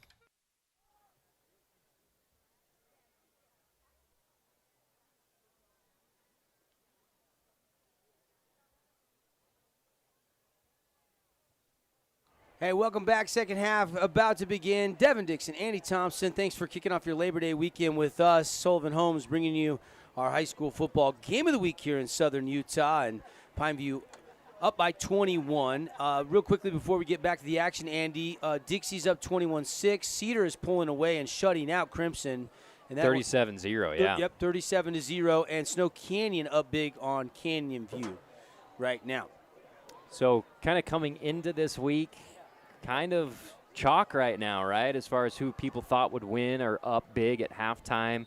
Dixie only up by a couple of scores against Hurricane, but everybody else, including this one right here, at least 3 scores for the favorite. Hey, good news, it's already in effect. So if you're listening or watching, you can head out to Yogurtland. Just ask for your Holbrook Asphalt Big Score dessert at the St. George location, and your first 5 ounces are free. Lusk going to take the kickoff return, bounce it to the outside, and he's going to get it to the 30-yard line. He's so fast, he can kind of nonchalant it, try to lure you in, but never had a seam to where he could burst, and he comes off the field just a little bit ginger. Yeah, curious to see if they're stretching out a cramp or what happened there for Lusk. I think he needs more opportunities, like we were saying at halftime, Devin, to do stuff on offense. Yeah, you're right. Get your playmakers the ball in open space. Probably trying to get into rhythm now. He's probably been practicing with the team, but haven't seen him in a varsity game until tonight. Fui, the quarterback, sophomore. Read option, going to throw. Has time now. He steps up, going to run. Nice little jump cut, and he's going to turn it into a fumble, though, at the end of the run. I was going to say a productive run there, and it's Pineview pouncing on it. Panther football. Devastating way to start the second half for Noah, who is such a scrappy runner, always trying to shed tacklers, looking to pass, decides to pull it down and go through traffic, has the ball swinging. Look at how he's carrying that ball, Devin. And like a what do they say? Like a loaf of bread, it flies out. Easy pickup for Davenport, I think, the guy that forced it, and I think it was number 5 for – it was Collison, I think, that recovered it for the Panthers. That's the first turnover of the night. And you spend that whole halftime break, AT, talking about this drive, getting back in the game, and then, boom, fumble. Yeah, devastating for Thunder fans as defensive offsides called on the defensive line of Desert Hills. 11:45 to go, third quarter. Just 15 seconds into the quarter, and it's already Panther ball after the offsides penalty. It's 1st and 5. Slant route, caught, McKenzie. And he's going to take it to the 25. Yeah, good rifle throw there by Bunnell. That was Preston Mann, not McKenzie. My mistake. Just a little peek-in route by Mann. Finds the hole in the zone and an easy toss and catch for a first down. I thought when it got dark I'd be able to see the Pineview numbers a little bit better, but that light silver is so hard to see. And then the Desert Hills with the camo around their numbers makes it a little difficult. We know that's Enoch Takau, and he's going to push ahead. And he's going to pick up about 3 yards there for the Panthers, running behind that big offensive line. Hey, high school football third quarter play-by-play brought to you by Sand Hollow Golf Course. Get out, hit it this Labor Day weekend. Sand Hollow for your tee times. 4-3-5-6-5-6 golf. A slant route, and it is going to be intercepted. It was almost caught. He was trying to catch it on his back, and it's going to be caught out of the air, and Desert Hills is going to take back over. And a big play by Austin Turnbow, as you described, Devin. Came out of nowhere, just behind the receiver, picks it up off his back, and another turnover for Pineview. Austin Turnbow. You see here on the replay for our TV audience, pretty well delivered ball right into the hands of the intended receiver. Good heads up by the safety Turnbow to get his mitts on it for another turnover. Yeah. Turnbow making a big play on defense. Now we'll see if Fui can get this offense going. Going to go twins to either side. Ford in the backfield. Hand off to Ford. Nothing there. Nothing there. Maybe got back to the line of scrimmage. Ford with the carry. Once again, Pineview, number 25, Ryan Jordan, has been a monster filling gaps. We have called his name a lot tonight. Same formation, twins to either side. Ford sidecar to Fuatalolo's right. Fui stepping up, throwing, has a man. Crandall caught to the 35, and that's a Fabulous Freddy's first down for the Thunder. They only had 7 first downs in the first half. Pineview had doubled them up. I think they had 14, and that'll move the chains. And Desert Hills maybe wanting to go a little bit faster. Now they turn to the sideline to get the play call from Mark Murdoch, who also calls the offense as the head coach. The coordinator is Cy Nunley. Man in motion. That's Corden Dell. Fake it to Ford. And a slant route was there, but it's incomplete. Looked like it was just dropped there on a little seam route. Yeah, Brighton Bingham with a rare target so far tonight. It was a hard thrown ball, but it got him right in the hands. And that's where Noah excels, on those little slants right in the middle, not trying to throw it over the top of anybody. They got to make those catches. 10 minutes to go, third quarter on the Nets on Fire clock. They give this one to Zach Ford. Ford going to get the edge, try to get it running north-south. Little spin move there. And that's going to be about a 5-yard gain. Out to the 41-yard line. Third and about 5 now. They got to get it to the 45. Substitutions come into the game for the Thunder offensively. Fua Atalolo out of the gun.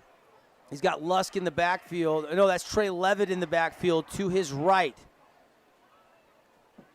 Fake it to Levitt, and it's going to be a stop route, but the receiver runs the fade route, and it's fourth down, incomplete. Yeah, tough time to miscommunicate with Austin Turnbow there as Fui talking to him, trying to get it sorted out. He was expecting Turnbow to stop at the sticks. Instead, he keeps going.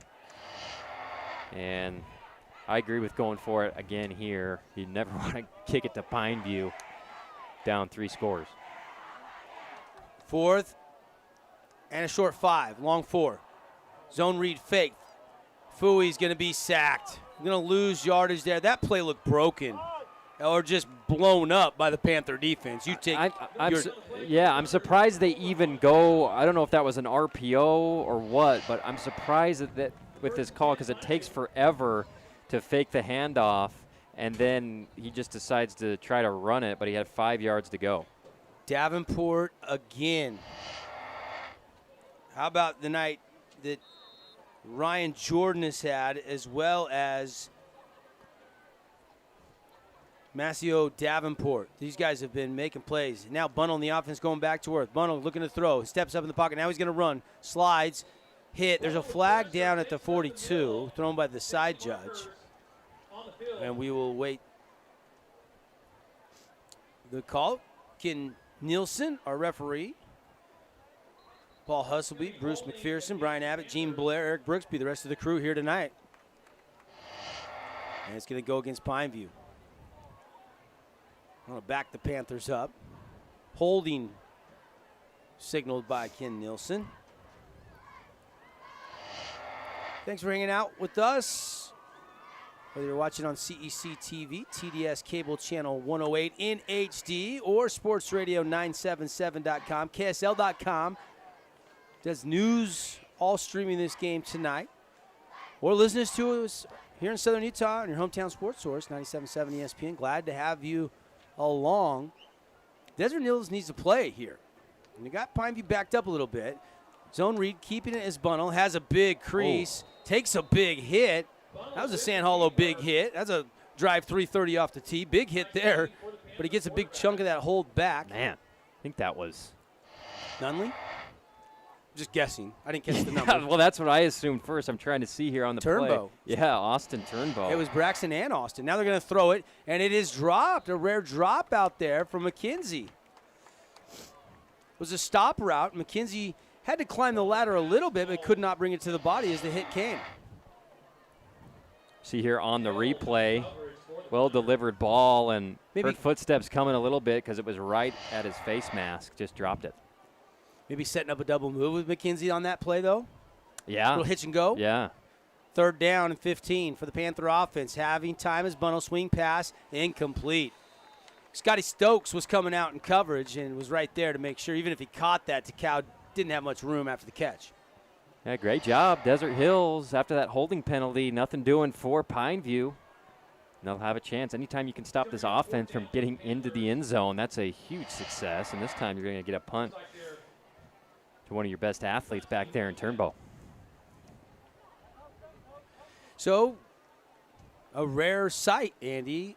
I think this is just the second time tonight, if I'm not mistaken, Pineview will punt the football. They are at the 45 of Desert Hills. Don't rule out the fake. Facito going to kick it, and he's going to roll into the end zone for the touchback. Net punt won't do much. Going to be just a net 30-yard kick, and here comes the Desert Hills offense. And now 8:22 in the third. Desert Hills defense is showing some life, but now their offense needs to come alive if they're going to get back in this game, AT. Yeah, you know, you look at the little things that they've messed up on, some drop passes that were right to them, some missed blocks on run plays. They got to put it all together, and, you know, it was really just 2 possessions in a row where they were able to get scores. They've been kind of dormant other than those 2, and they need Noah to make a play here and be careful with the ball. So, new set of downs. And here come the Thunder offense. Fui in the shotgun with Ford. He's going to give it to Ford. And look at Ford hit that hole so quickly and burst into the second level, into the linebacking core before he's tackled, and that's a gain of 6, maybe 7.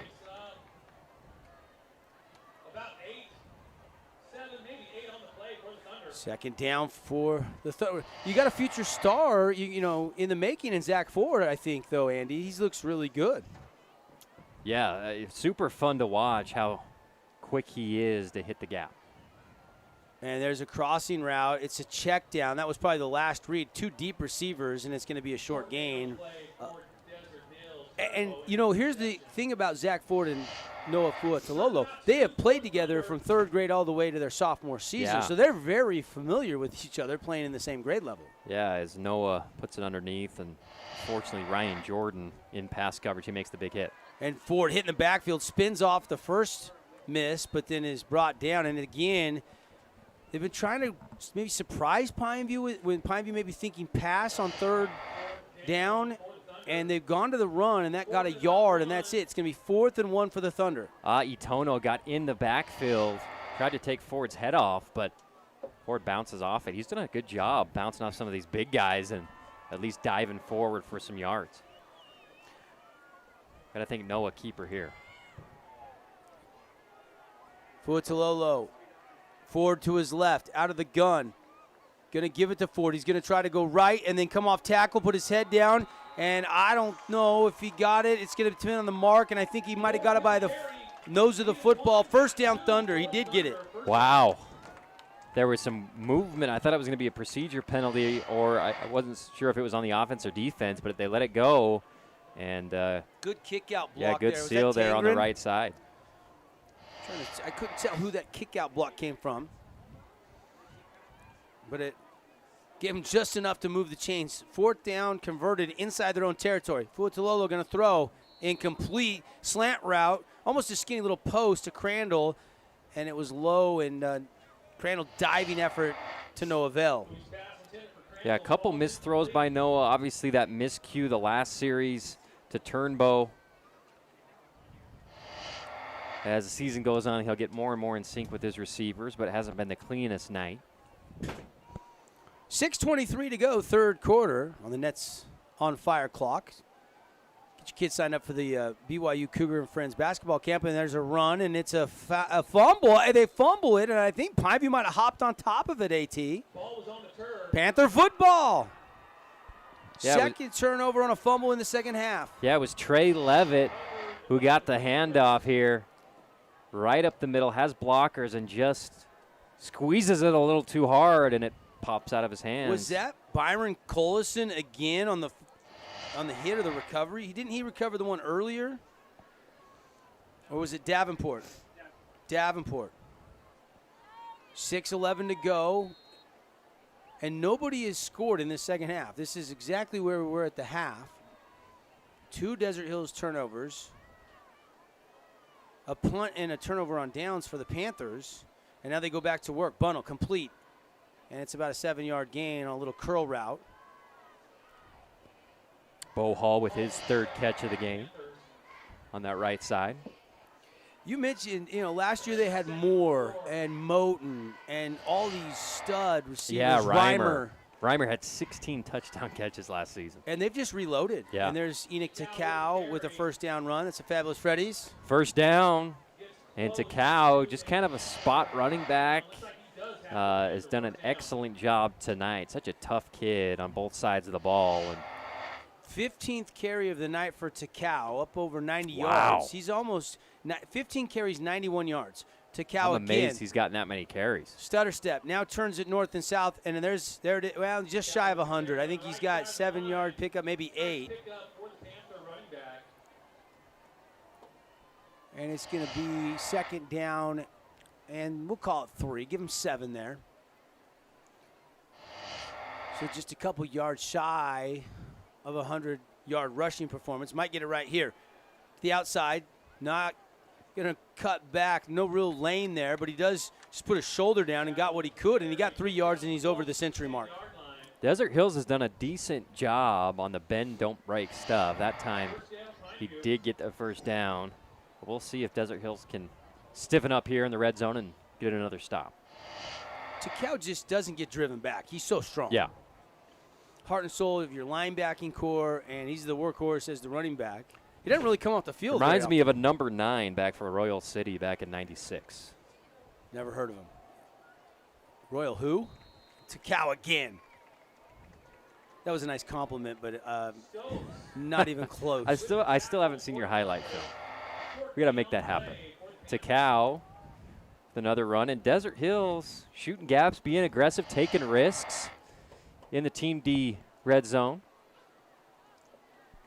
Bunnell now, second down and 9, just a 1-yard gain.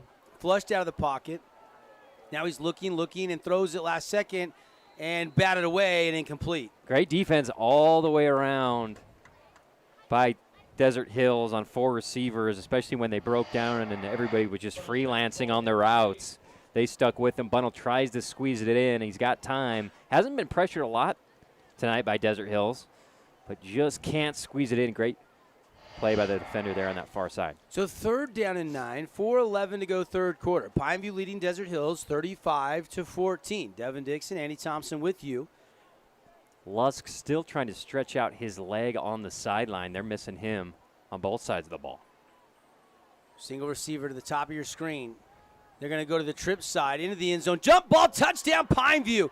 Back of the end zone, and a great catch climbing the ladder, the 6'4", Christian Bailey. An excellent job putting it right in the perfect position, high into the outside. I thought he was going to overthrow him, but Christian Bailey leaps up like Michael Moore did last year and plucks it at the high point here. We'll see on the replay. Nice loft on the throw. Look at the elevation. Little hand fighting, but he is way up in the sky to get that one for the touchdown. And Turnbow just didn't turn soon enough to where he could elevate and jump with him. And so Bailey timing it, seeing it, and that was a great throw back of the end zone by Bunnell for the score. Simply Wisdom Teeth, point after try is up and is good. We'll take the break on the one-loss scoreboard. Panthers rolling, 42-14 lead over Desert Hills, 4:07 left third. Asphalt. It's not something we think about much, except when it's in bad shape. At Holbrook Asphalt, we help cities, HOAs, and businesses avoid replacing painfully expensive roads and parking lots. To avoid the cost of replacing asphalt, you must effectively preserve it while it's still in good condition. University research has shown Holbrook Asphalt's HA5 slows asphalt aging by 67%. We make your pavement assets last longer, cost less to own, all while achieving higher property values. Visit holbrookasphalt.com to discover more.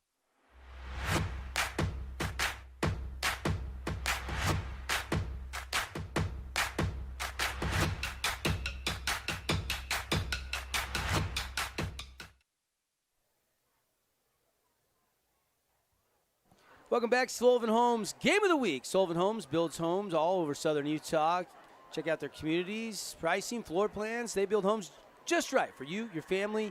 Sullivan-homes.com. Hey, just a reminder, if you're just tuning in, Holbrook Asphalt Big Score dessert is in effect. Go to Yogurtland tonight.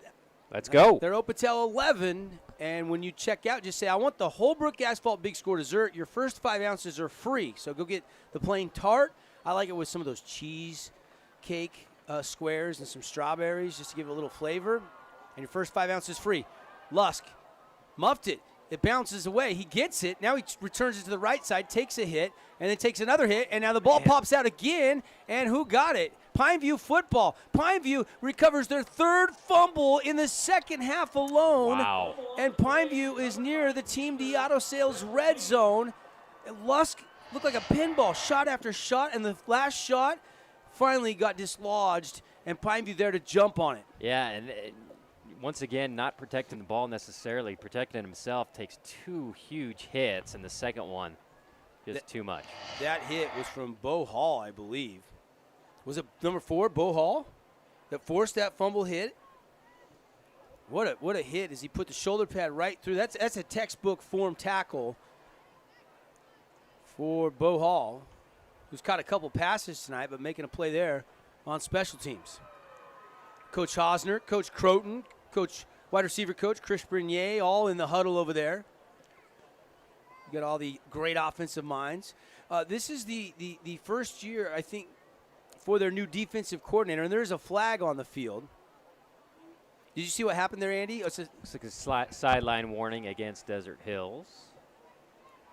Pineview will have the ball on Desert Hills' 26-yard line, trying to extend the lead. I was saying Coach Hosner is went back and forth between being the DC head coach. Sometimes he calls. Yeah. KJ Boyer, former player of his, is now the defensive coordinator for Coach Hosner. There's a quick hitch route, and that's thrown well behind the intended receiver, Dominic McKenzie, and the flag flies.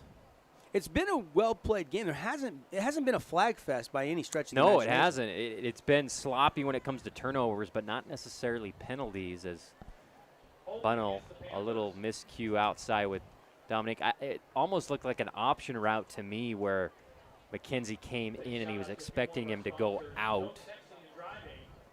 As Coach Croton comes over, talks to his quarterback, tries to get something sorted out before we see second down. They'll mark that off against the Panthers.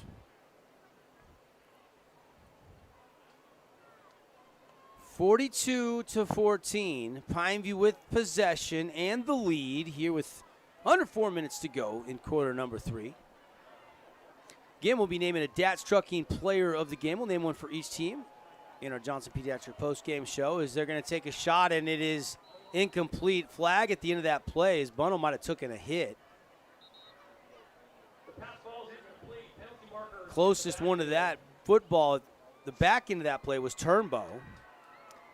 Now, that's one of 2 times where we see the penalty call against Desert Hills, a late hit on the quarterback after he throws it. We'll see here on the replay. He gets rid of it clearly and then takes a hit to the chops, but that time McKenzie was running the post and Bunnell threw it to the outside. A couple times they've had a miscue on the long ball. So the penalty went against Pineview. Now this late hit, roughing the passer penalty, gives it back to the original line of scrimmage, and it's going to be second down and 10 for Pineview at the Thunder 28-yard line. And from that angle, we just saw from our CEC TV crew, clearly an unnecessary hit on the quarterback up high after he got rid of it. Bunnell going back to work. He's shaking off that hit, gives it to Takao. Takao over 100 yards rushing and adding to that total with about a 2-yard run, maybe stretching it to 3. Hey, Hearst Ace Hardware update. Hey, this Labor Day, you got to get some jobs done around the house. Maybe you need to get your lawn fertilized for fall, or maybe you need to fix some sprinklers, or maybe do a little painting. Hearst Ace Hardware, corner of Boulevard Bluff, Main Street, and Cedar City. It's 37-7. Crimson is finally on the board against Cedar, but Cedar controlling that game up 30 right now in the second half. Bunnell going to throw. It's an in route, and it's high and incomplete off the hands of McKenzie. And a big stick by Dell on McKenzie, right in the small of the back. Maybe a little whiplash after that one. There's been some big hits tonight between these two teams as we see ball a little bit high to McKenzie, and he gets drilled in the back. Yes, indeed. Good observation there. 105 yards for Takao, to be exact, on 19 carries tonight. And they can afford to start pounding him a little bit as they're going to march that penalty back against the Thunder. So third down. Give it to Takao. Got a lot of room out there trying to get running north and south. And that's stringed out, and stopping that play was a couple of Thunder players on the far sideline. There was nobody there setting the edge, so I thought maybe Takao was going to be able to turn north and south, but the lateral speed of Desert Hills closed that down, and that was Stokes and Turnbow. Turnbow's going to get credit for that stop going low. Turnbow's so good at sprinting up from the safety position and getting low on people. He's such a good tackler. Good to have him back after he got hurt in the first game of the season, missed the last two. Braxton Turnbow. New quarterback into the game, and he is going to be sacked. And I think that is the first sack of the night for the Thunder. Yeah, it is. They have had no pressure at all on Pineview except this play. Jailbreak, he was trying to set up a screen. Running back was covered up. Peyton Williams. I think, was it 62 that got there first? Yeah. Big play. Yeah. Peyton's dad, I believe, is Biff Williams, the president of Dixie State University. Coming up with a big play right there. And Desert Hills will take over. That is their third turnover on downs of the night, AT. Yeah, it's amazing that they have as many points as they do with as many turnovers as they've had throughout the game. And out of the gun, Desert Hills has been dormant for a while. Fooey gives it to Ford. Ford hit and dropped, got a yard. That was it. Trying to establish Ford a little bit, but he had that 41-yarder. Aside from that, though, he's had a couple 6- and 7-yard runs, but a lot of them have been just that, a yard or two, and that's been it.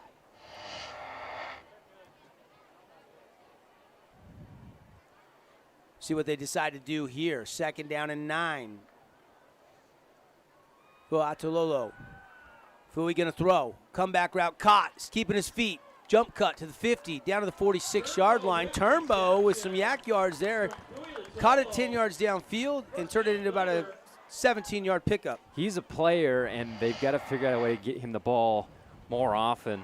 They've had a struggle communicating with each other, Hasnoa and Austin Turnbow, but that time, perfectly delivered ball.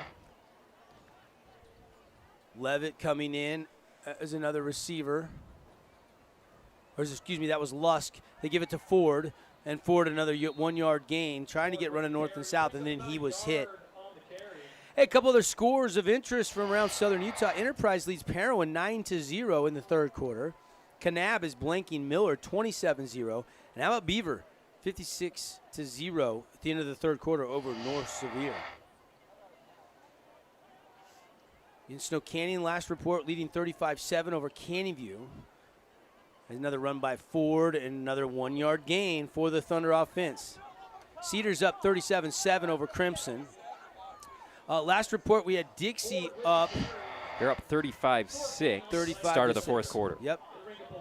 You are correct. So Flyers, who have lost their first 3 games of non-region play by a grand total of 7 points, look like they're going to get their first win of the season. 3rd down and 8. By Itololo. Moving Lusk to the left side to a trips formation.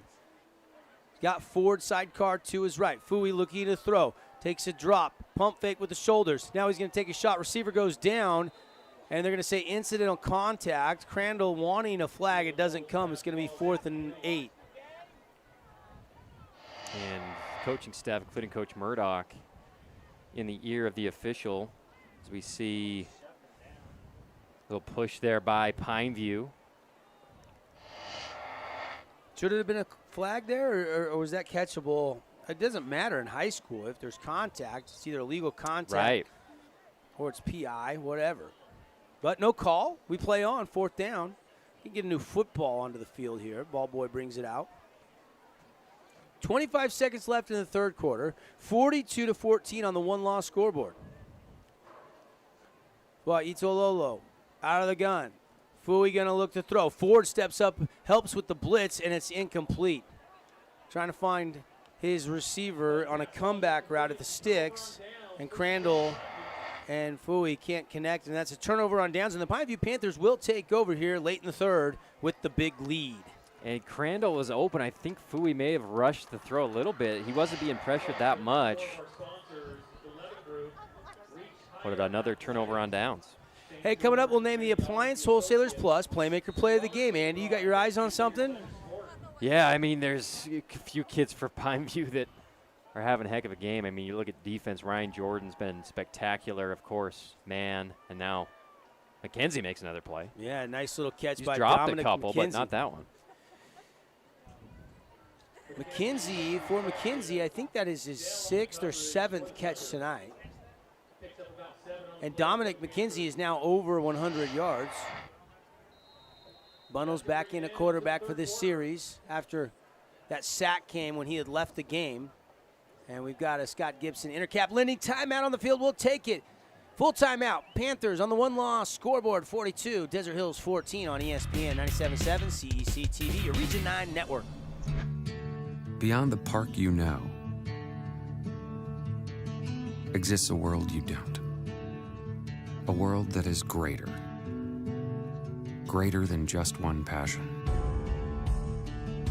Greater than just one adventure. Greater than just one moment. Come to where life is greater. Come to Greater Zion. Because of you, I feel not alone in this world. And you let me know that it only takes one person to make you feel wanted.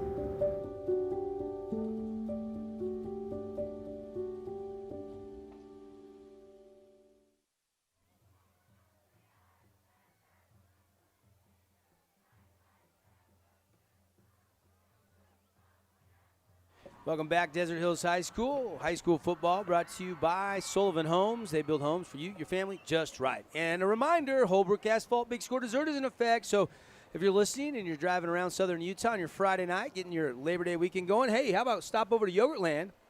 Take advantage. Tell them you were watching or listening to the Desert Hills Pineview game and went over 25 points. Get your yogurt, your favorite toppings, and then when you check out, just say, hey, I'd like the Big Score Dessert. Your first 5 ounces are free. Second down for the Panthers at the 49.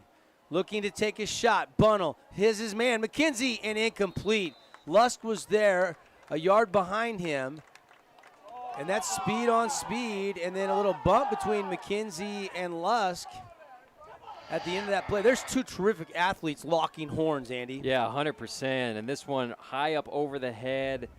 McKenzie could have caught it, but just as he's trying to catch it, he gets hit on the hip. Great defense by Lusk. Yeah, because he had a step. McKenzie had a step. I have a feeling both those guys will be watching on Saturday someday. And it's going to be an automatic first down, offsides on 3rd and 4, and they'll move the chains. I'll mark it at the 39 at Desert Hills. Bunnell out of the gun. Back in the game. Handoff. And it is a nice run up the middle, and that is a pickup of about 12. LaChoy there with that carry. That was a burst, huh?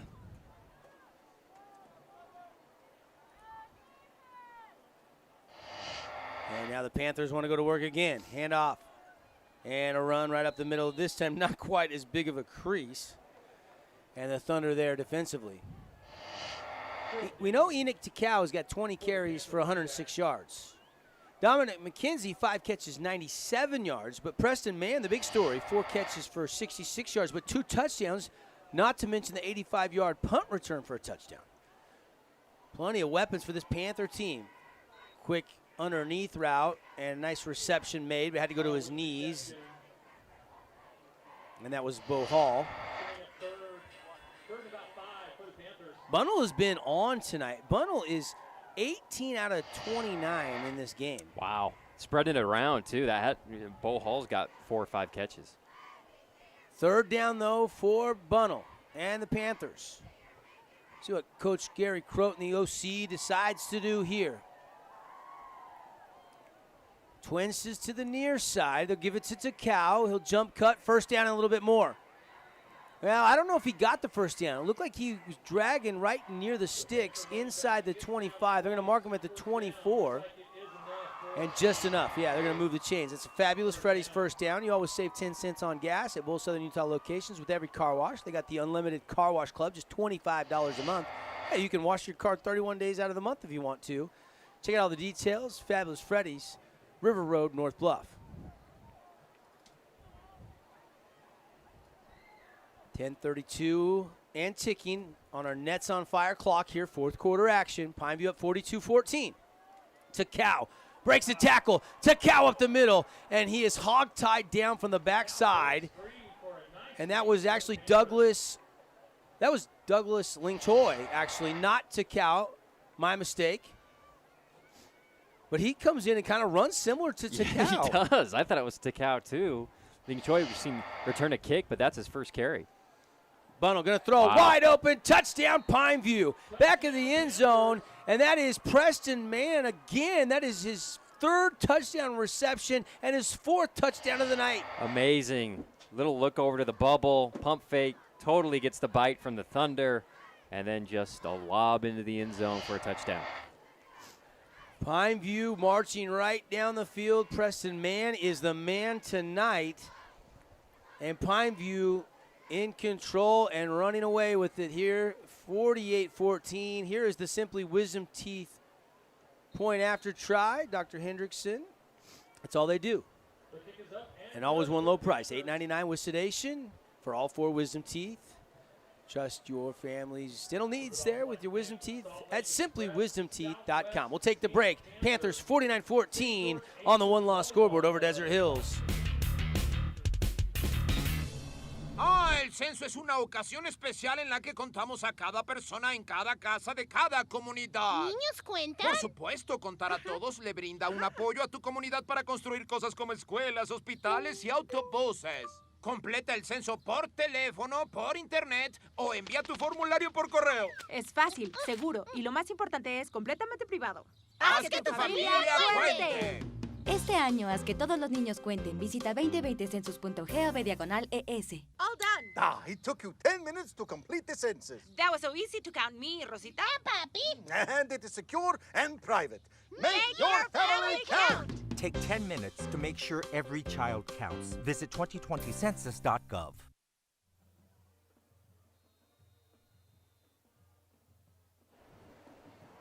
Back live, special teams unit for the Panthers, ready to kick off to Desert Hills after not 1, not 2, but 3 receiving touchdowns now tonight for Preston Mann. And the Panthers up 49-14. Short kickoff. Up back's going to take it. And I think that's Trey Levitt, and Levitt's going to get it out to the 34-yard line. And here come the Thunder offense. How about this Pineview defense not allowing Desert Hills to score in the second half yet? Yeah, it's been, all the way around second half for Pineview and really first half. The way that they've been able to move the ball, make big plays. And Desert Hills has shown glimpses of what they're capable of, but hasn't been able to sustain anything, especially in the second half. They've been held, like you said, scoreless. We'll see with a new quarterback in now, Devin. I think that might be Bentley. Hunter Bentley has taken over the give to Levitt, and Levitt's going to run it out to the 40, and that's a pickup of about 6. Trey Levitt right there. I like that. He fumbled earlier in the half, and you go right back to him and give him the rock. Trey Levitt. Hunter Bentley, the senior quarterback. 6 foot, 200-pound senior. Levitt, 6 foot, 180-pound junior. And it's Levitt again, and this time he's going to lose all that yards he just gained. It's going to be a loss of about 3 or 4. And it's interesting in the Alta game, which got out of hand. Desert Hills lost by a bunch. We didn't see Bentley at all in that game, but in this first game of region, they're going to give him an opportunity here in the fourth. 2 handoffs so far.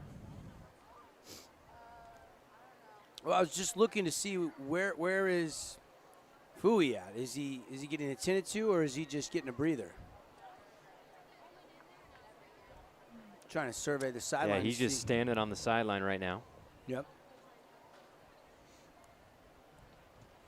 No Connor Ashby tonight. That's why you're seeing Zach Ford get extensive work at the running back position. Trey Levitt back healthy, getting some carries as well for Desert Hills. 9:11 left in quarter number 4 here. Coming up, we'll have the Johnson Pediatric Dentistry post-game report. Appreciate Dr. Cody and his staff. Number 1 choice for parents all over Southern Utah. Trust Johnson Pediatric with all your needs. We do have an injury timeout. Who are they attending to? A Pineview player is down. And I think it's maybe Brennan Shaw, the star lineman for the Panthers.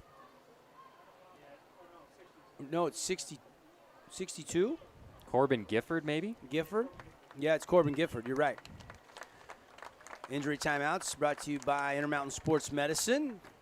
Glad to have them back. And, of course, Michelle Hudson doing a great job attending to Gifford. He walks off under his own power. If you have any sports injuries, go see Dr. Millward, Dr. Chamberlain, Dr. Grames, the great staff at Intermountain Sports Medicine. They provide all the trainers for all of our local teams, and not just football, but all sports. 49-14, Thunder with possession. Hunter Bentley in at quarterback. Flicks it out into the flat.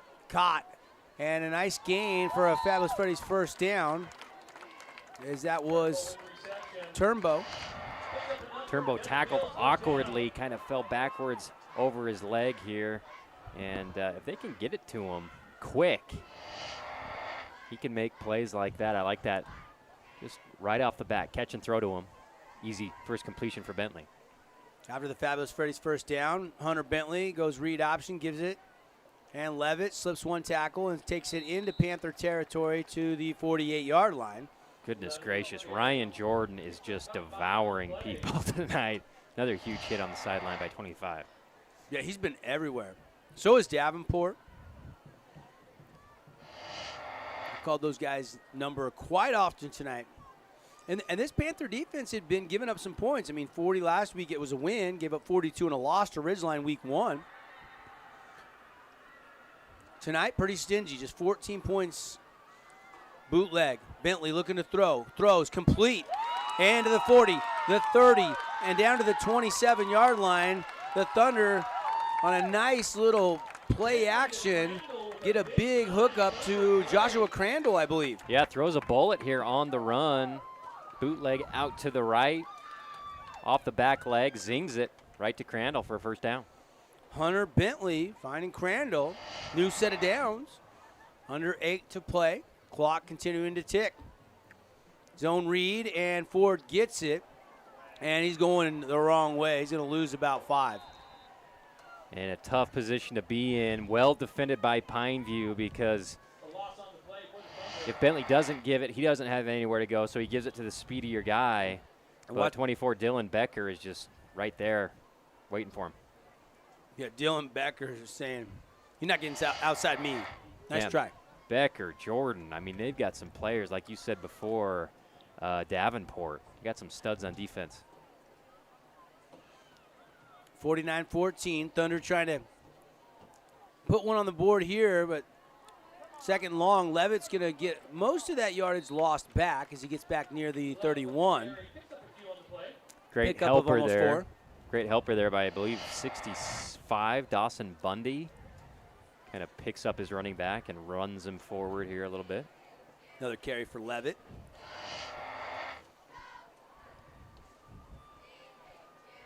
Bentley, now third down, we'll call it 13.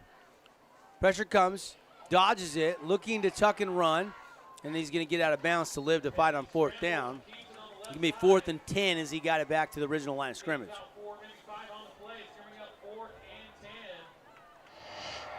Bentley looking pretty good here on his first drive of the game. Yeah, looks confident. Bentley going to throw. Needs to convert. Rolling to the right. Throws it. It's incomplete off the fingertips. Short of the line to gain anyway. And Pineview will take over with 6:18 left in this game. Yeah, no one came open. He had to leave the pocket. And it would have been about 5 yards short of the line to gain intended. I believe that's Crandall. Not a bad throw there, but he led him so far. Crandall had to kind of go down to get it. So even if he catches it, can't run it upfield to get the extra 2 or 3 yards he would have needed for the first down.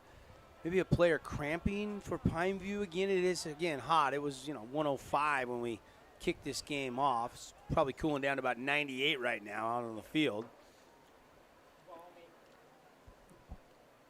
Just a normal September day in southern Utah. And I can't tell who's hurt, but now they're going to help him up. That was Davenport. That's Maceo Davenport. I think he's cramping. Look at him try to buckle there as he's running off the field. I think that's a cramp. Hopefully he's just a cramp. Of course, I saw Bretton Stone do that up in Morgan last week, the running back for Snow Canyon. And I heard he did not play tonight because of a hamstring injury. So a cramp can also lead to something else. It could aggravate something else there. You don't want to see that. Hopefully Davenport is okay. 6:14 to go. Pineview back with possession here. And now the backup quarterback is Takao.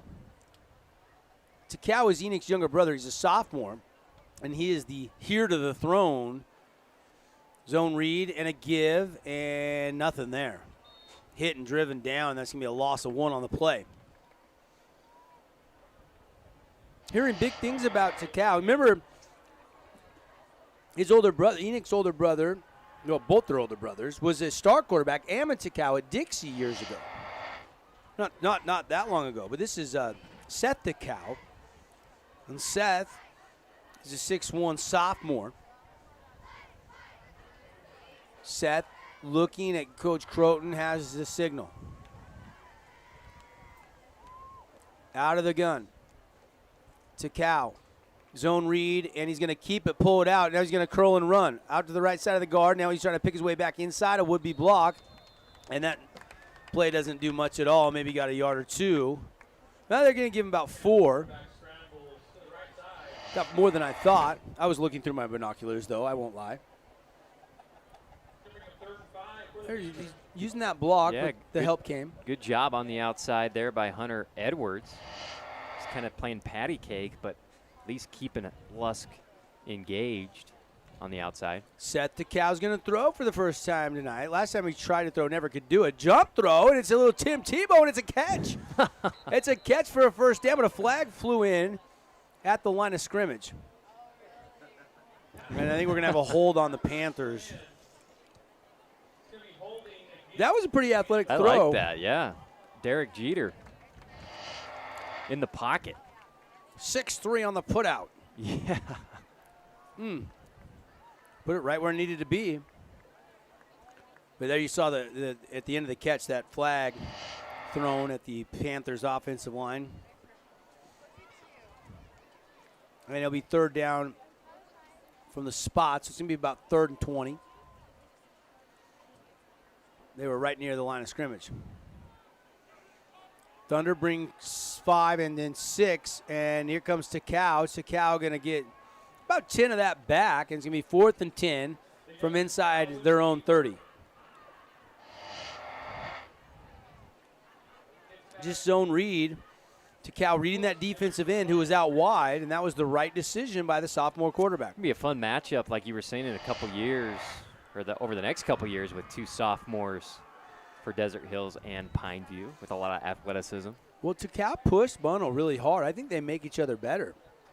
And last year, Bunnell sat back and watched McLeod Croton, and McLeod was able to learn from quarterback before him. I mean, they've had a long line of some pretty talented quarterbacks. You go back to Cody Wilstead's era, go back to Adam Legg's era. There's been some good ones at Pineview over the years. Skylar Ince, Justin Ince. Jesse Ince was a running back, or they could have probably put him at quarterback, though. That's the timeout on the field, and we'll just keep it right here. It gives us a chance to thank Sports Clips. No appointments necessary. Walk-ins always welcome. As for the MVP treatment, includes the haircut, the hot steam towel, and the massaging shampoo. Stop in today for your MVP treatment at Sport Clips. It's good to be a guy. And you got some scores from around Region 9 brought to you by our friends at Hearst Ace Hardware. I can start it off by telling you that the Dixie Hurricane game has gone final, and Dixie's got their first win of the season. It's 35-6 the final score in that one. Cedar wins over Crimson 37-7. Final there, Crimson going down. Now 1-2. They had a bye week last week. I think Cedar's going to be a tough matchup for a lot of teams this year, don't you? Yeah, I mean, anytime, and I know they've got speed around Jaron Garrett, but he is just a star high school quarterback who's going to probably play next level football He has single-handedly turned the program that has struggled for so long trying to convert it to a spread offense into a successful one. He's throwing for 300-something yards almost every single game. It's going to be fun when, next week as the matchups keep rolling in, we get to see some of the top 4 teams in the region cross over and play each other. And this week, however, a little bit as expected with some of these matchups. Snow Canyon, last report we had was leading 42-7. And that game just into the fourth quarter. Here's the punt. Snap is high, but punt is away. And a good one. Lands at the 40. Takes a big kick down inside the 30 to the 29, and that's where Desert Hills will take over. 3:20 left, and this one's all over, folks. Pineview well on their way to victory, up 49-14 on our one-loss scoreboard. Now, the one thing to look at, I guess to look forward to looking at, is if Bentley is able to put a little drive together here, potentially to end the game. Well, not easy. I got to tip my hat to Hunter Bentley because, you see this talented young sophomore come along that, is the future quarterback and gets the nod early in the season. Yeah. And he's come in and he's punted the ball. We've seen him on some special teams. He's just an integral part of this team. And now here's a chance for him to make a couple plays potentially, and you never know. Ford still in there battling. Yep, Zach Ford's going to pick his way for about 4 yards on first down. It'll be 2nd down and 6 for the Thunder offense. The Thunder was down 14-0 if you joined us late, and then boom, Lusk with a 31-yard touchdown reception, and then a Fuatololo touchdown run. It was 14-14. We thought, okay, here we go. This is going to be an entertaining game, but it has been all Pineview since about the 8-minute mark of the second quarter. 3 Desert Hills fumbles have really hurt them in the second half. Bentley trying to set up a screen, hits it to Ford. Ford has a little room to the 40, turns down the sideline, and he's going to go out of bounds at the Pineview 42. That's a 30-yard pickup exactly, I think. A nice little setup screen. And we haven't seen a lot of those attempted when Noah was in the game, but that one executed perfectly. Yeah, there's a final. Dixie has beaten Hurricane. Bentley looking to throw. Looking on an inside route, and it's caught. I think that's Crandall, if I'm not mistaken, and it's going to be a gain of about 7-8 yards. Yeah, and good job finishing his route. He knew he was going to get hit, and he went right into it, caught the ball, well-delivered pass by Bentley. And that was Crandall on the reception. 2nd down. Give it to Ford. Zach Ford first down and more. Inside the 30 down to the 27. Reckless abandon. That's how he runs the ball. He's gotten hit hard a couple times tonight, but usually he can avoid the big contact because he's so agile. 49-14, but showing a little heart here. You got some of the second-teamers in. And Desert Hills driving. Bentley wanted to take a shot. Now he checks down and completes it to his underneath receiver. And that is Ford again. Zach Ford now getting in on the receiving end of things. Caught the screen, and now another reception for the young sophomore. And when he's in one-on-one situations with linebackers, he can just kind of joystick around and get open. He's only 5'3", folks, as a sophomore. Scott, his dad, his mom, but they're not very tall. I don't think he's going to be more than 5'6" or 5'7". His brother is a senior, is only 5'5". Bentley escapes. Now he's going to take a toss into the end zone. Touchdown! Bentley completes it into the end zone for the touchdown to Corden Dell. And Dell with one of the most nonchalant touchdown catches of all time.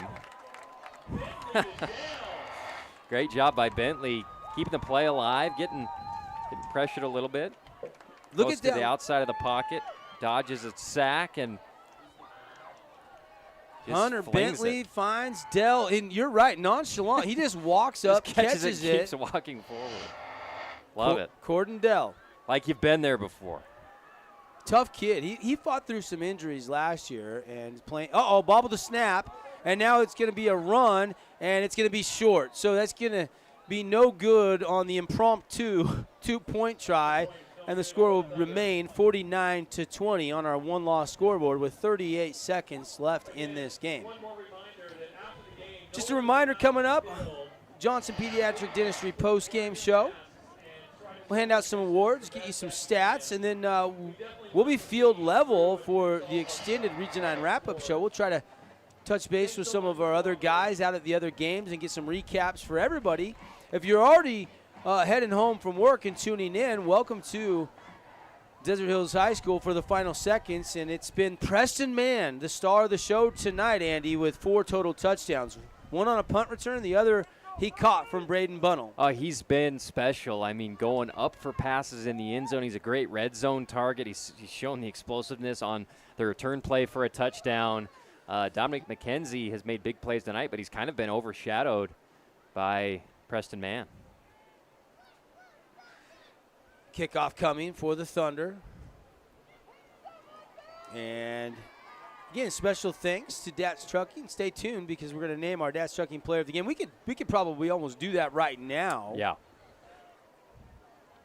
As I've got my eye on Preston Mann. I don't think it's complicated. I don't think it's complicated either. Make it official. 4 touchdowns. The player of the game, brought to you by Dats Trucking, is Preston Mann of Pineview. As an onside kick is recovered by Pineview. I don't think it went 10 yards before it was touched, unless it was kicked. Dats Trucking, your quality service carrier, running a lot of your day-to-day items. Yep, they got to you from a Dats Trucking truck driver. And we appreciate Dats Trucking. They're our longest-running sponsor here on 97.7 ESPN. Almost 20 years of bringing you the Dats Trucking Player of the Game, and a real no-brainer tonight. Preston Mann, 85-yard punt return for the touchdown and 3 touchdown receptions. He is your Dats Trucking Player of the Game. And zone read, set to Cow, handoff. Bong Choi, or was that Colison? That's Jordan. Oh, that's Ryan Jordan getting the carry. First carry of the night for Jordan. Shouldn't he be tired by now? He's been whacking people all night, but he wants to deliver some more punishment. This kid's like a Big Ten football player. Looks like he's running for Penn State out there. Exactly my thought. And that'll do it. That's going to be the end of the game. No more plays necessary. Desert Hills Player of the Game, Andy. Let's name one for them, too. Oh, man. Let's see. I like what Zach Ford did. Zach Ford did play tough. Lusk had some big plays. I'd probably go Ford, though. I mean, Ford was in till the very end, just running his little heart out, made a lot of big plays. I mean, it's a big heart for a little guy. Yeah. Zach Ford. Very impressive. Your Dats Trucking Player of the Game. Desert Hills tipping their cap to Pineview as they take the helmets off, and it's a final 49-20 on the one-loss scoreboard. We'll take the 2-minute timeout. When we come back, we'll bring you the Johnson Pediatric Dentistry post-game show. We'll get you, we got to name our Appliance Wholesalers Plus Playmaker Play of the Game. We'll also get you maybe a couple highlights, and we'll set the broadcast schedule for next week, as well as get you some final stats on this game. Panthers win. They're 1-0 in region play and 3-1 on the season. Desert Hills drops to 1-3 overall and 0-1 in region play. Inviting you to stick around, CEC TV, 97.7 ESPN, or on our stream for our Johnson Pediatric postgame show after this 2-minute timeout. Hey, Bobo, do trees tell each other stories? I'm sorry. I'm afraid I don't know that. Hey, why don't we go find out? Listen. Can birds draw pictures? I don't have an answer for that. Dad, do stars visit their friends? Look!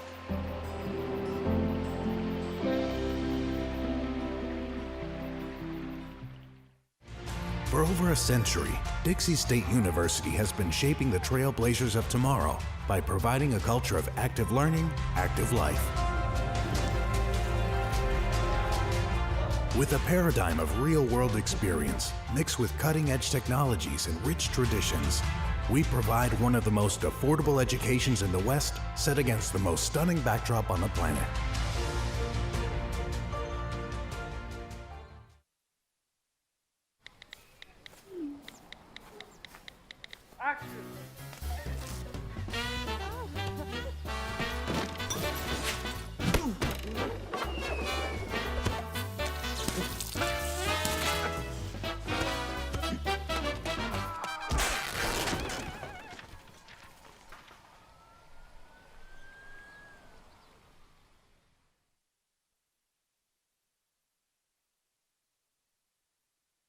Where do you find the titans of classical music in St. George?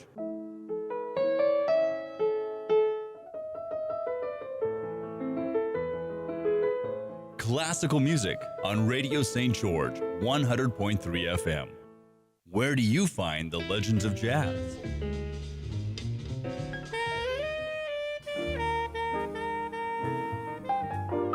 Evenings on Radio St. George, 100.3 FM.